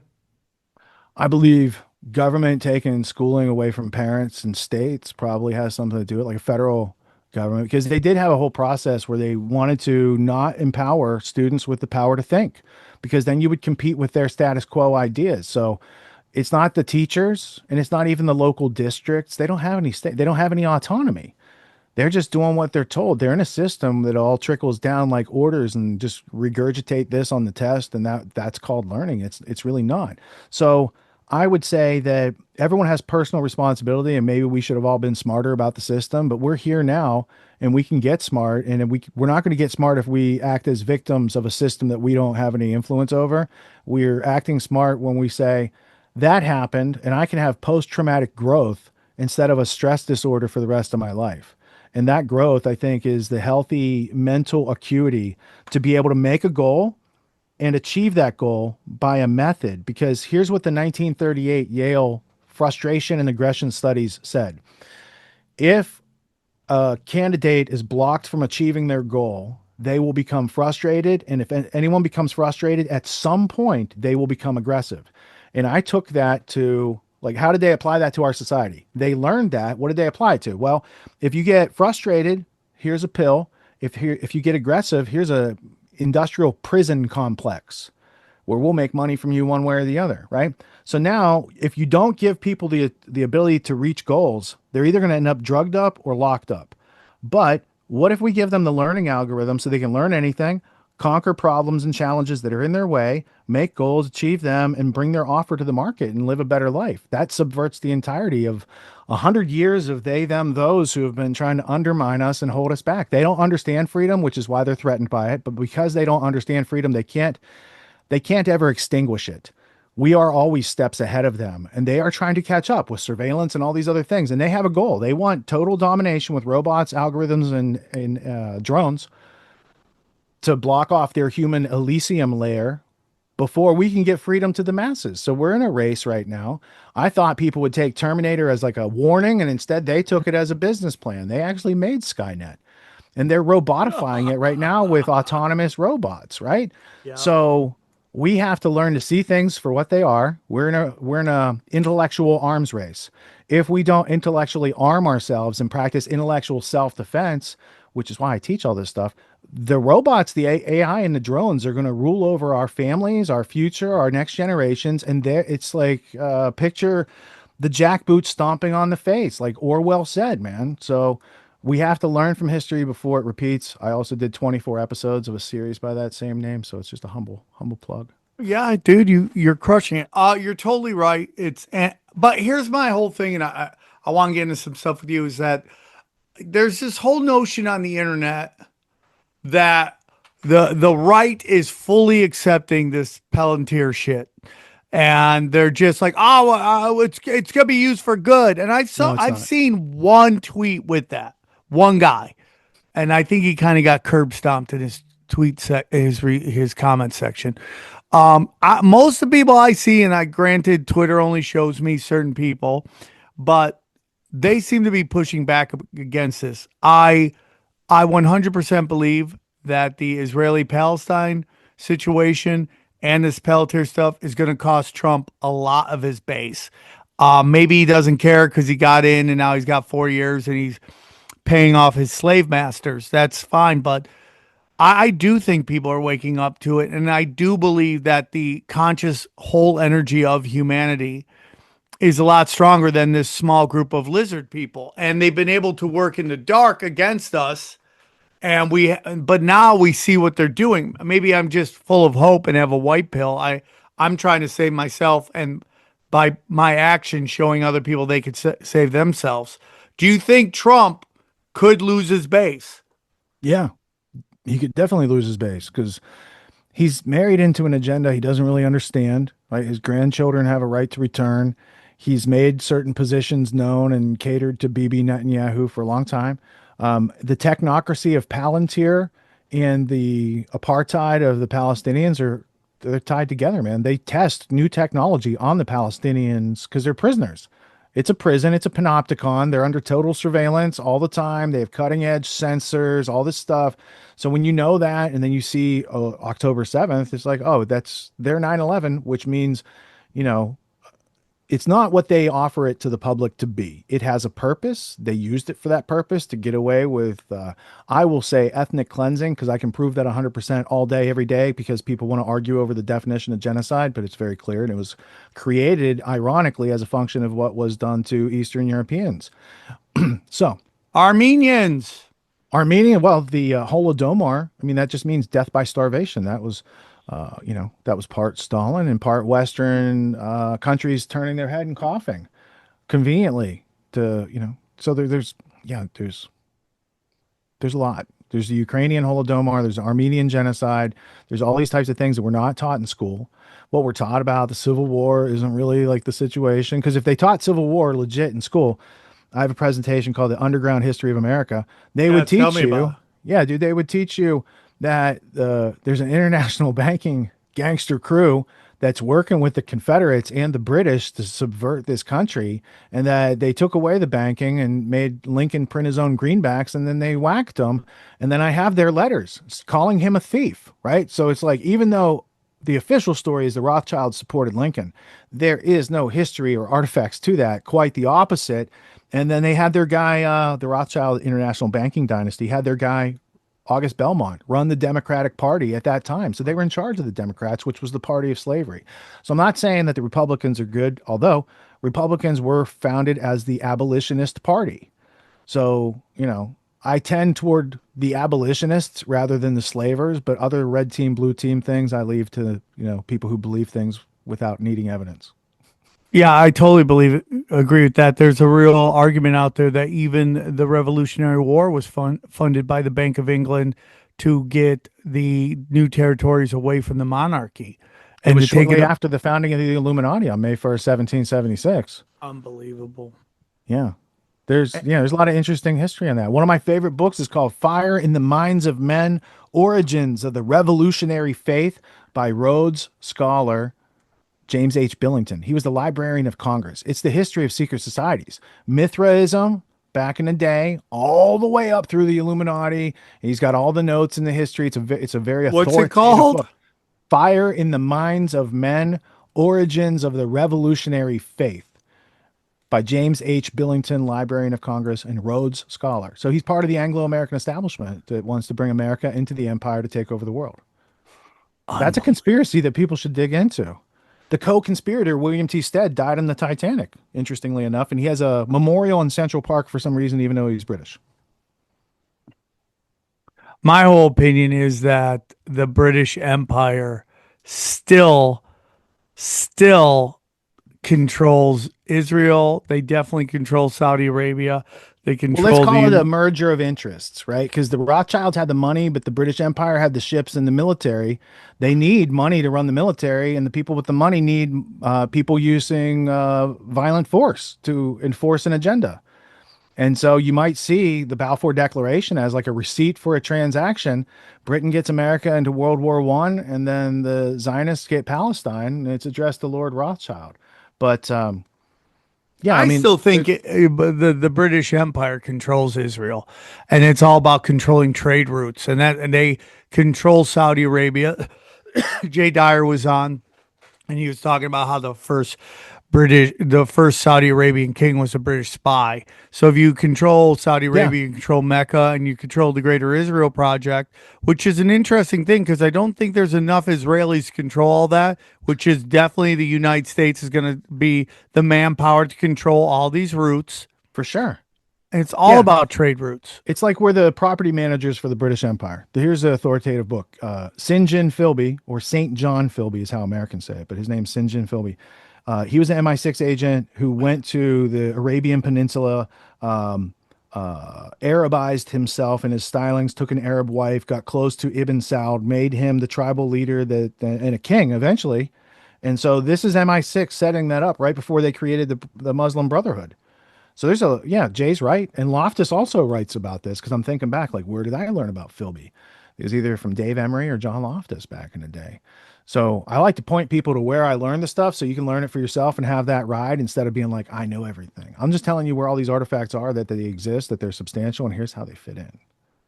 How do you think the Palestinian-Israeli skirmish ends? I feel that I don't know how Israel comes back from this. Some people think time. People will move on and forget. I mean, we do have a cycle. They said never forget. Yeah. I mean, dude, quote unquote, two Israelis ambassadors get assassinated. Nobody's talking about it. I just think that PSYOP died so quickly. But do you think Israel can recover from this? I personally don't believe that. But what are your thoughts? The only way they can recover is if the internet gets shut off. Because once you wake up and you red pill and you see what's going on, you're not going back, because it's a more detailed, nuanced, realistic perspective than the shadows on the wall in the cave of Plato that you're stuck in.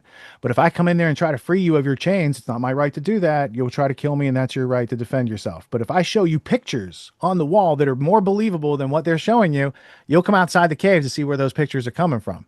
Say, I've been watching Piers Morgan. I should go watch Grand Theft World. Yeah.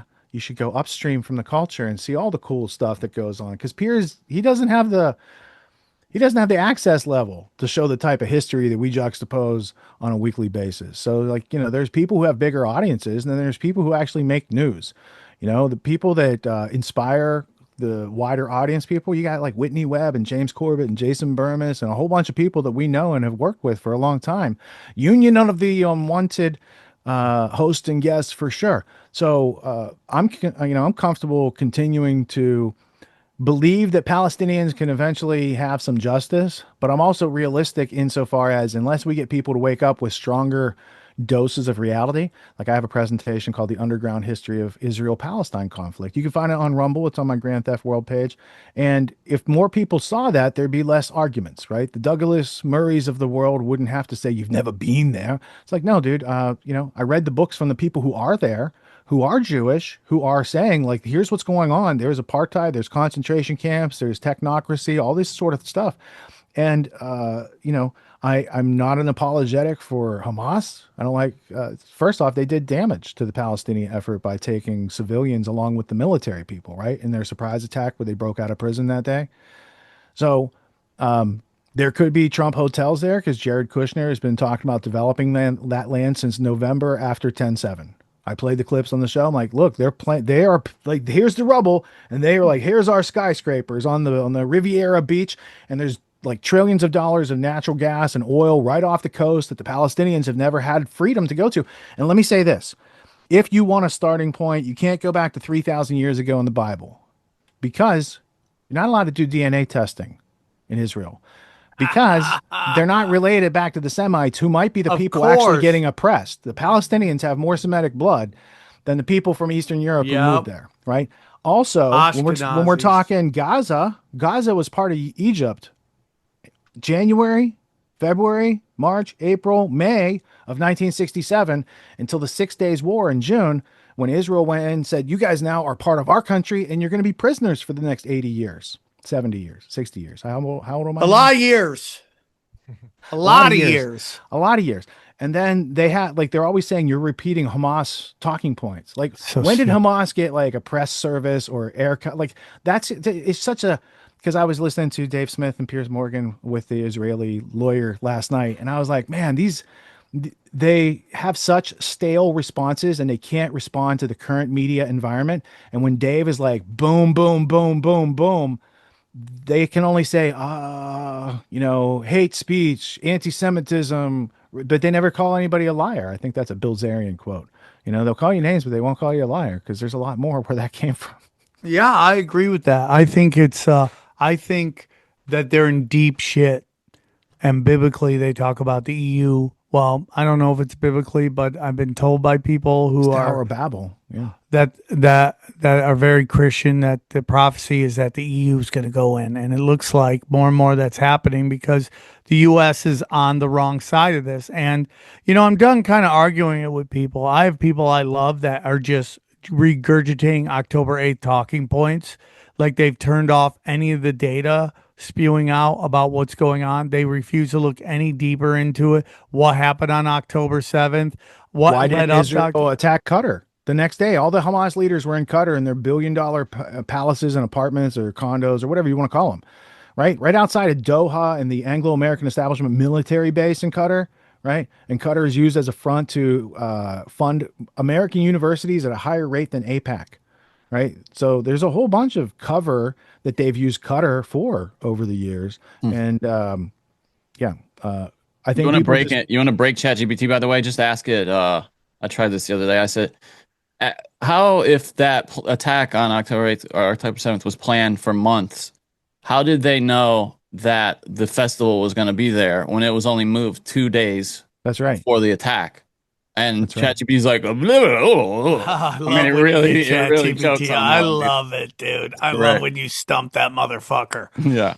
Not I did today, get bitch. I did get ChatGPT. It was one of the first things I asked it. I said, could you give me, I'm looking for authoritative sources that have documented the number of Palestinian prisoners prior to 10/7, right? So the claim after 10/7 is they killed 1,300 people and they took a bunch of hostages. What if you already had 12,000 hostages from the other side? Shouldn't that be weighed in? What if it's 28,000 hostages from the other side? People being held without trial by jury. They're just being held because they think they're terrorists. So like if you weigh it equally on the scale, I think more people would come to a logical conclusion. But when you only see these people are terrorists, they've been branded, there can only be one bad guy in the story. Other side must be the good guys. Otherwise you're with the bad guys, right? And they did this to us during 9/11. And you remember how many pro Al-Qaeda rallies there were all over this. No, there weren't. So there's something different this time going on. And I think there's a lot of people out there that speak out, like Jimmy Dore's really good at calling it out. Keaton over at Due Dissidence, those guys, they will cover these topics in a genuine, authentic way. I was just watching Max Blumenthal's documentary, basically taking all the 10/7 claims and disproving them. And that documentary is called Atrocity, Inc., How Israel Sells Its Destruction of Gaza. So that's like a cool thing by the Gray Zone, Aaron Mate and Max Blumenthal. So I don't want to be white pill first. I want to see the reality, come up with a better idea, and then be optimistic because of having done that work. So when I'm white pilled, optimistic about things, I have some substance in a chain of like, because of this, and this, I can see this type of vision, as opposed to just saying, everything's fine and everything's on fire around, the meme. I don't want to be that meme. So I think ahead. I try to consistently do that work that we're meant to do. We have quantum computers between our ears. We spend more every year on Starbucks lattes and stuff like that than we do on training our brain to serve us so we can be smarter in this world and have more freedom. All right. I try to balance that out. I love it. Yeah. I really do. I fucking love it. I love it. This has been a great conversation, dude. We got to get you back more. I've had a great time talking to you. Always a pleasure. One more time, tell them where they can find you. You can find me at grandtheftworld.com, and you can also find out about my training course. It's a course of breakthrough actions to help individuals adult up and get the rites of passage in society. It's called getautonomy.info. And Sam, is your club still open in Jersey? Yeah, come by. Comedy Dojo? Yeah, the Dojo of Comedy. The Dojo all right, of good. Comedy. All right. Dojo of Comedy. I thought it was called the Comedy Why, Dojo. you going to get on stage, dude? No. But I got your t-shirt, and I was thinking like twice a year we drive past there, and I should find out and come by. But I would. Do you have karaoke there? I only get on stage for karaoke. They should have karaoke. Maybe I should tell them that. Put it downstairs. Have some karaoke. Drive people Feliz to the other room. Navidad. That's what I'll do. Yeah, I'll drive them to where you're being funny. But thank you. You're going to be in Connecticut soon. Yeah, right? Come by. There's always conspiracy theories there. You can meet Mark the Booker, the Nephilim. I know Mark. He's so he's going to be there. Yeah, I'm looking forward to it. And do you ever go to any freedom festivals? I'm going to Bohemian Grove. I would love to go to the Porch Fest one time. I think when my kids get just a tiny bit older, I'll go out there and check it out. But I do love going to those. It's a lot of fun.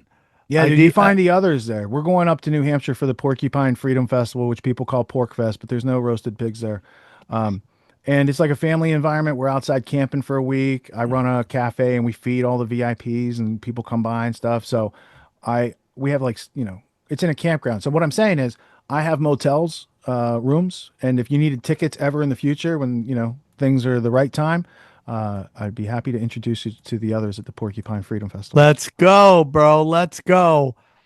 Did you give your website already? Yeah. Getautonomy.info and grandtheftworld.com. Did you email us all those links so I can make sure they're in the? They're on my link tree that I gave you guys with the bio. Perfect. But also, can you put that Vimeo link I gave you guys in the chat? Because I want them to see, like you gave them the 60 minutes, right? From John Loftus. I want them to see, like I did a 2-day interview with him. So that's a 10-minute sample and he gives you his background and what he found. It's very powerful. And is he still with us or have we lost? Yes. Yeah. I'm working with Chris Milligan at Trine Day. They have an author's project on World War II. It's really interesting stuff. And he's involved with that. If you ever can connect me with him, I'd love to interview him. Oh, you want to interview him? Oh, yeah. I found that video. I sent it to Jimmy Dore. He's like, holy shit. I would love to interview him. Have Mark send me your number and I'll give you his contact. All right, dude. It's been great, man. Thanks for coming on. Thank you guys, man. I think you're up for Mount Crushmore, dog. That was a fucking phenomenal episode. So I'm gonna throw your hat into Mount Crushmore. The people vote, but you did fucking great. So I appreciate the opportunity to hang out with you guys because it's always fun and low pressure. I can talk about conspiracies because I've done it for 20 years. Yeah, you're the best. Thanks for coming on. All right, let's break down the episode. Hey, guys. Hey, guys. So what do you guys think? Richard Grove making a run for Mount Crushmore. Come on, up dude. there. You put him up there. The data. He has it. He's got the documents. Dude, I bought so many books during that episode. You didn't find the one that you really, really wanted. I wanted that really, really, really, really, really good one. And it's not available because they hate us. No. They hate us because they ain't us. No, it's just Candace talked about it. She just I don't know what she's got everybody into her little. It's her Ian Carroll. Have you guys been watching it lately with Ian Carroll? Yeah, he doesn't blink. Yeah, yeah. Such a weird ass. I mean, like I watch him. I'm like, you don't blink. What is that? Some people don't blink as much. It's like a thing. But he never blinks ever. I'm like, blink, dude. We call him clone. Oh, Gango. Xavier Guerrero, shots fired. Really, really rude, dude. Calling our boy Ian Carroll fucking a clone. Well, that's dude. On the last episode with Ed Mabry, yeah, that guy. He's talking about how Nimrod's gonna come back as a clone. What? That means it's here. It's here already. Serious? It's here already. Dude, the best thing is like everyone coming out about how Biden's clone.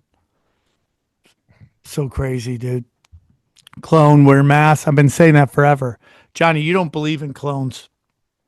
You don't believe in them. I could tell by the look on your face. No, I think they're working on something like that, but I don't think it's as widespread as people like the fittest fluffer do. The fittest fluffer? Yeah, the fittest fluffer. Yeah. Dude, that'd be a nice place to put your balls right on that chin. Okay, well, maybe not clone, but what about like a doppelganger? Because you've seen when Biden looks taller than he usually is. Oh, yeah, I mean, we know that's real. Yeah. Nephilim Biden was the best. Yeah, I mean, there's people that look like people. I mean, dude, we bring it up all the time. I wonder if they got Barron Trump to do it. And he's like, we just need you to throw on this mask and walk out, wave to everybody. Could be, yeah. Well, but we talk about it all the time on Broken Sim. There's this. If you don't know about it, there are these two baseball players with the same name. They both play professional baseball. They're both red hair guys that look identical. And wear glasses. Beards trimmed exactly the same. They both wear glasses. They never knew about each other, and they have the same name, and they are not related. That's crazy. Yeah. What would you do if you found another Sam Tripoli, just like you? I'd be like, will you do half these podcasts so I can take a nap? I need a nap. I'm tired. I'm talking, but I'm around all this dirty electricity. Well, dude, I sat in here for 5 seconds. She's like, dude, the energy in there is weird. I'm like, Who said that? Dana. Really? She's like, I feel all this like energy. I go, yeah, dude, I'm surrounded by dirty electricity. I tell people on my sober meeting, I go, I know a lot of you guys work with your hands. You do an honest day's job.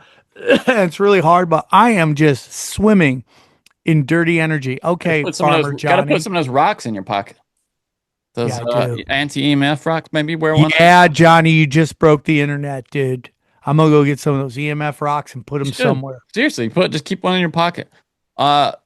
Oh shit! What were we just talking about before that? How good looking I am. No, really. I have just the right size dick. Oh, you're gonna fuck with me. Not too big, not too small, just the size of a cannonball. Right, what were we talking about before? How smart I am? Johnny, we were talking about dirty electricity. No, before that. Right before that. Before you started talking about your woes. What was it? Oh, the doppelgangers. Right. I was gonna say that you didn't let me speak. Oh shit! I can't remember. I was gonna. I hate it when that probably wasn't that important. Hey, that's what you have to say. But what if it was like the cure to world hunger? Oh, you would remember that because that's a profound thought. People say that, but I think that's how they make themselves feel better about forgetting important ideas. You should, important idea. You should forget that hat, guys. This hat, I don't care. This hat is sick. I've gotten comments on this hat multiple times on YouTube. Actually, that looks like something you get at a fucking shrimp bar. Are you crazy, dude? This is corduroy, I think, right? Well, it's corduroy, yeah. Yeah, this is beautiful corduroy. Look, green. We've got the green. Johnny, you look like you could hide and no one could see you at a Gap right now. That's what you look like. You could hide at a Gap. Yeah, I'm fat. Listen, guys. You got to go to samtripoli.com. Cleveland, Ohio. Pittsburgh, PA, San Diego, Boston, Broadbrook, Kansas City, Tulsa, Oklahoma, and New Orleans. More dates to come. Again, if you want to love Tinfoil Hat, you need to check out the new Tinfoil Hat YouTube page. Look at that. Look at the hard work Xavier's doing. Go to videos. It's right Go there. to video. Look at that. Bang. Go to Tinfoil Hat, youtube.com/Tinfoil Hat YouTube. Best comment gets a free hat. So go leave a comment on the page. Xavier, best comment, leaves the best hat, DM me, and I will promise you a best hat for being one of the first people over there at Tinfoil Hat. Okay, go back to Sam Tripoli. All the videos, if you can't go on YouTube, you hate it, samtripoli.com has everything. My Patreon, I got to put on a new content. I've been slammed these last couple weeks. I'm trying to put up 3 a week. Sometimes I can't get there, but everything I put up is pure fire, whether it's whatever this is, which is one of the greatest conversations in the world, Deep Conspiracy Rewinds, Only Conspiracies, all there on Sam Tripoli. Cash Daddies is fire right now. Johnny, tell us about the Cash Daddy fire. Howie is, we last month was we're up another bump, 6, but yeah, this last month was bumpy for everybody, I think, but Howie is very optimistic about this month, and the community there is again strong as ever. People always support that guy's ideas. hair. And Howie's got the best hair. Eddie Munster, Howie has got the best hair. Eddie, funny for that gel. Dude, look at that. That guy looks like he wants 101 Dalmatians. Go up a little bit.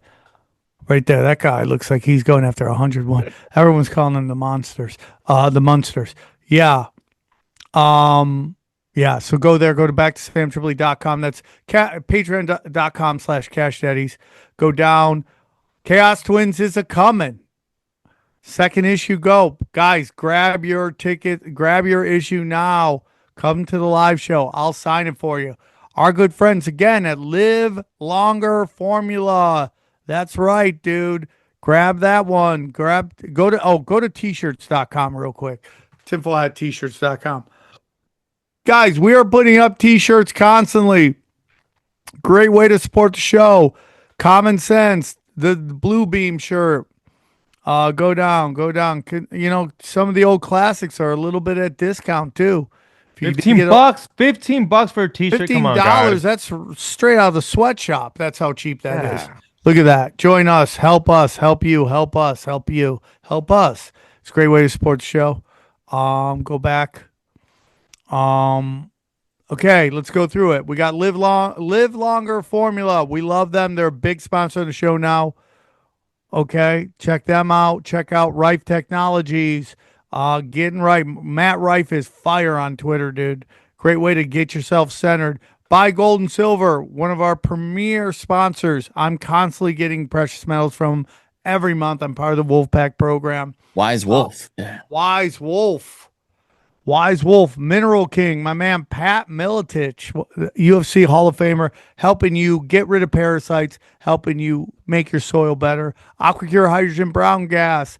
Still, people are buying it. It's good for you. Hydrogen helps you live longer, according to Hydrogen Brown Gas. Harley Ray, we love them. If you need crystals, you need sage, you need anything, that's where you go, okay? I took it in between the shows. Chemical Free Body. I'm going to try to work with him on getting out some nicotine. I take their supplements every day. Every day I take their supplements. And when I don't take them, I feel it. I really do, dude. I'm dragging. So, one of the best supplements on the planet.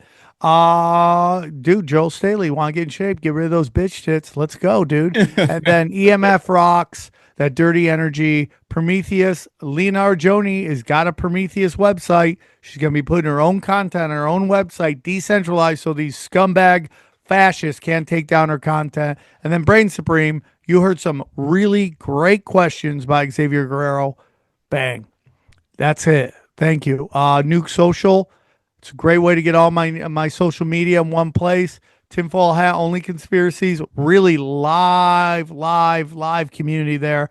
A lot of great talk.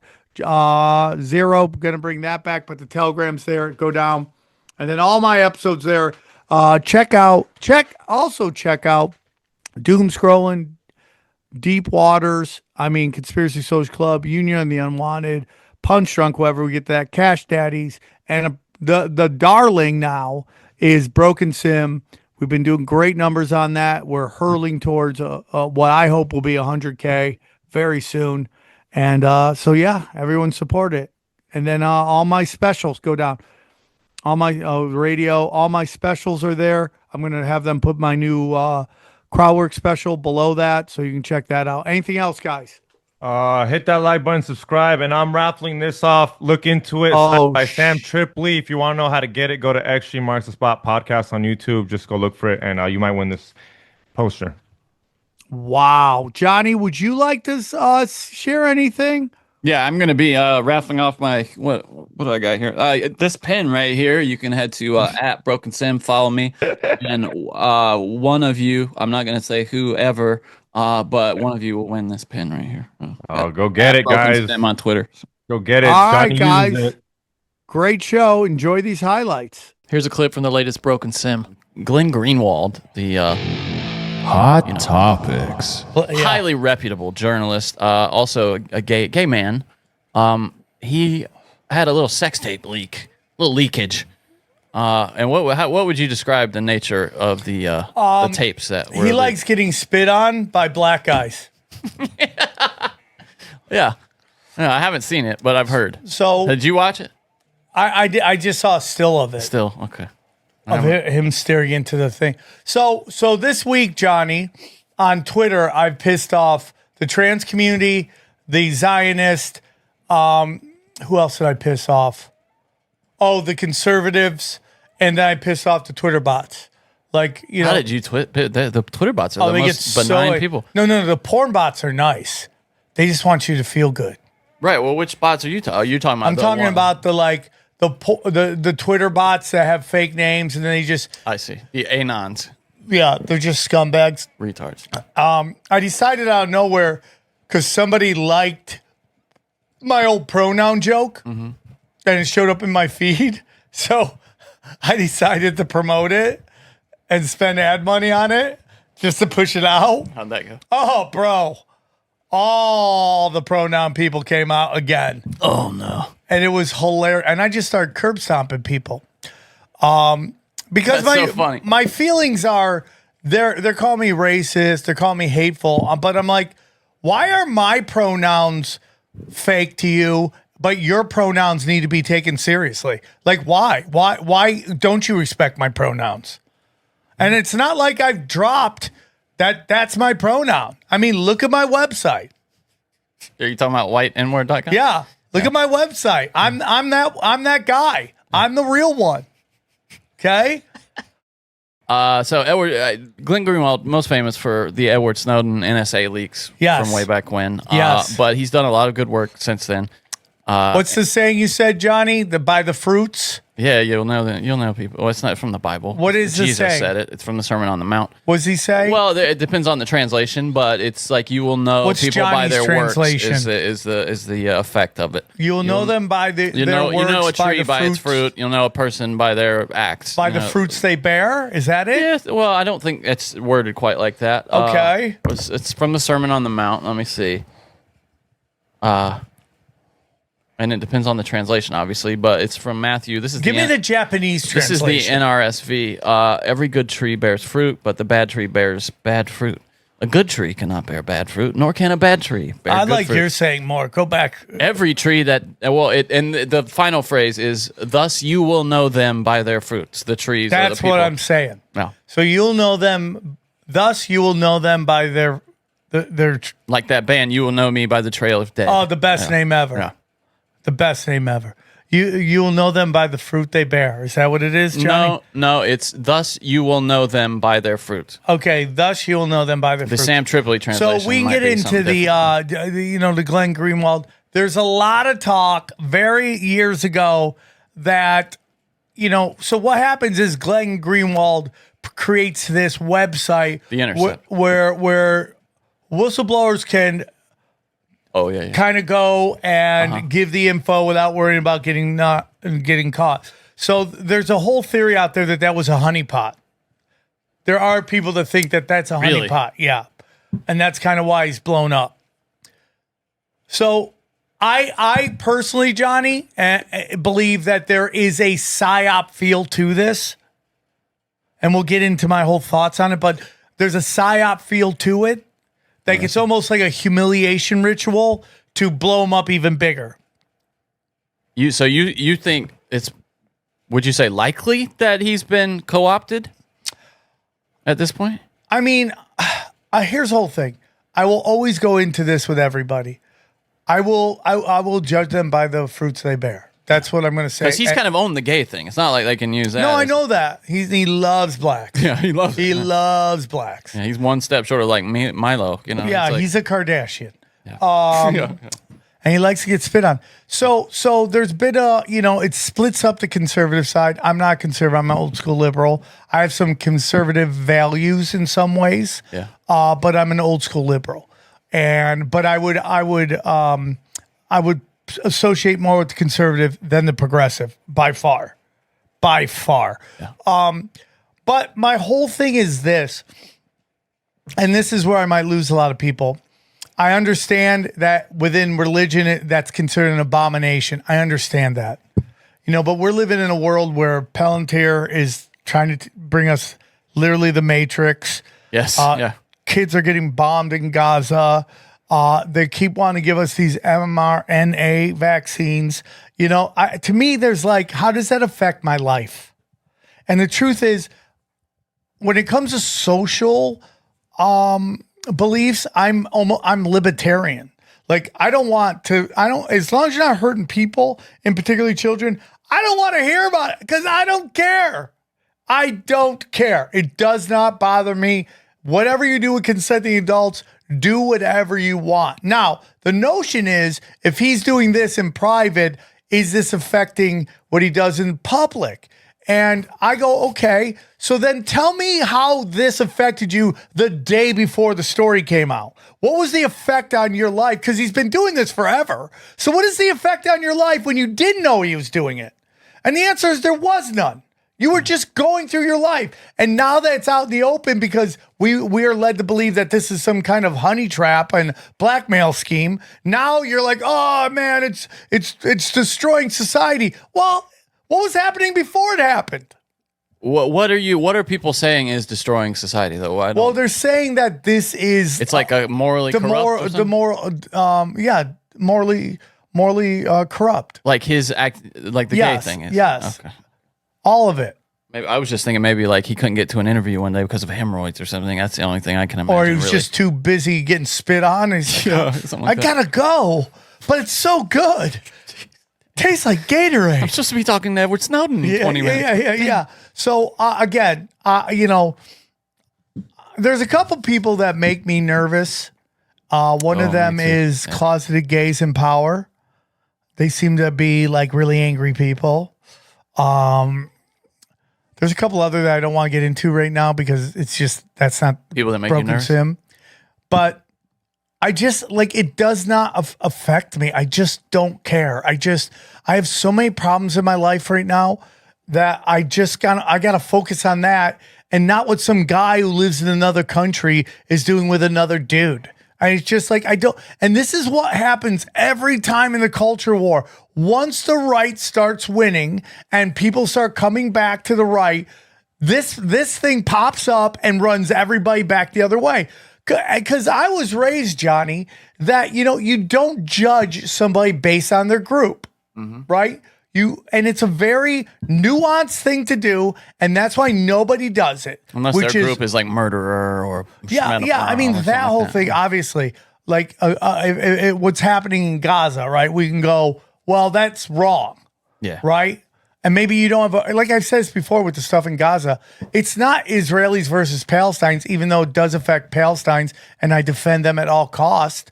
Like I just did a show at the Hollywood Improv, and that guy Basim was there. Do you know what I'm talking about? Who's like the famous Egyptian comedian? Yeah. What's his? Oh, Bassem Youssef. Yeah, he loves me. It's like there's certain guys who come up to me and like when David Tell knows my name, I get giddy, and then when Bassem Youssef comes up to me, he's like, bro, that was so good. I get giddy because I respect him so much. He's great. Yeah. And he's a guy who's actually experienced like some real shit. Yeah. You know? So I was doing a joke about that I've been talking about forever. My neighbors are Israelis. We have fights over the curb. And the joke is, oh my God, I can't believe Israelis aren't getting along with their neighbors. Right? Yeah. It gets a huge laugh. And then I decide to say free Palestine. And the whole place erupted, dude. Like the whole place erupted, dude. That's how it happens. Right? I was like, whoa. And I even forgot to finish the bit that I was doing. So that's how they get you, though, by the way. You know that, right? That's how you start down the virtue signaling trail right there. Because you do it one time. So you're saying I virtue signal? Well, I'm just saying, and then next time maybe it's like, I'm addicted to it. I'm addicted to the claps. Maybe next time you go like, hi, I'm Sam Tripoli, he, they, and then everybody's like, yeah, fuck yes. Okay, interesting, Johnny. It's I'm not saying you're wrong. I didn't see his virtual signal. White knighting it. I thought it was just like taking a chance on stage in Hollywood, So the whole point of that is that, I just don't care. Okay. The whole point of this rant going on is like, it's not really to me. I'm not focused on is Israel versus Palestine, even though my heart goes out to the Palestinians and I do whatever I can to spread awareness. You could take both those groups out and replace them with like Muppets versus Sesame Street or Care Bears versus Pokemons, and I would still be mad at the one side that's genociding the other side. Go Care Bears. Right? I'm on the side of the Care Bears. What if they're the ones getting murked? I am in favor of the Care Bears. What if they're the murkers? What if Care Bears are murking Pokemons? Love the Care Bears. What if they're just murking Pokemons? You can eat a dick Pokemon. You don't. Oh, Johnny, your hatred is big time. I'm a Care Bear supremacist. Johnny, you're going to be like those Israelis who go on the news and they're so not used to having counter and they just give, it's the old saying, give people enough rope, they'll hang themselves. Yes, absolutely. And you're like, we're here with Scott Ross, excuse me. Damn, I was just talking to Scott. We're here with Johnny Woodard, who's a pro Care Bear person. Johnny, what are your thoughts on the Gaza Strip right now with what is believed to be Care Bears committing just pure genocide on these poor, Pokemons? Show me the proof. I haven't seen any proof of that. It's all AI, fake news. Yeah, you also got to bring back the October 8th data of release of hostages. You have to bring that up. That has been completely debunked 1,000. But the point is, so going back to the Glenn Greenwald stuff, is that I don't care. I just never want to get into that. As long as you're not hurting people and you're like, well, you know, that's anti-Christian, it's abomination. I understand that, but God gave people, and this is why I'm going to lose everybody because I'm not the most scholared Christian. I haven't studied it enough, but I just love thy neighbor. And if you're living your life and leaving people alone, then you will never hear anything from me. And that's my opinion. I don't understand why this is such a big story. Like what this liberal media, if they had any, what would you say, moral consistency, they wouldn't be covering this. This wouldn't be, nobody would ever have known about this except for him tweeting about it. Do you know what I mean? Like, well, that's another thing. Why is he tweeting about it? Yeah, I just don't know. There's a lot that's weird about this to me. It's definitely weird, and it seems because like most people we know don't care about this. Yeah, like, why, I mean, like within the conservative and the conspiracy community, you do see people. It's mostly live and let live, though, right? Like I'm old school, dude. Like live and let live. I don't care. Again, as long as you're not hurting people, particularly children, you'll never hear anything from me. And I have friends of mine that I am convinced couldn't come to grips with their homosexuality, and it cost them their life. One guy drank himself to death, and the other one, I believe, offed himself because of it. That's just my opinion. I don't know, dude. But so I don't care. You know, I just don't care. It doesn't mean anything to me, and it just goes back to the culture wars. But again, we start getting all this stuff. This is PSYOP season, and it just seems like PSYOP season seems to be a lot like soccer season. It's just every day. Yeah, there never seems to be like, oh, we're in the off season of PSYOP. Yeah, there's no free agency of PSYOP season. No. Right. You're totally so right. It's just very weird to me, and it's just like. All these things are happening where there's like, oh my God, this is attack on the community. And you just like, so we've had two big ones recently. If you'd like to hear the rest of this episode, subscribe to Broken Simulation in your podcasting app or check us out at youtube.com/Sam Tripoli. We go deep, homeboy. Aaron, open your mind. Drink from the fountain of knowledge. There's lizard people everywhere. That's some interdimensional shit. Wake up, Aaron.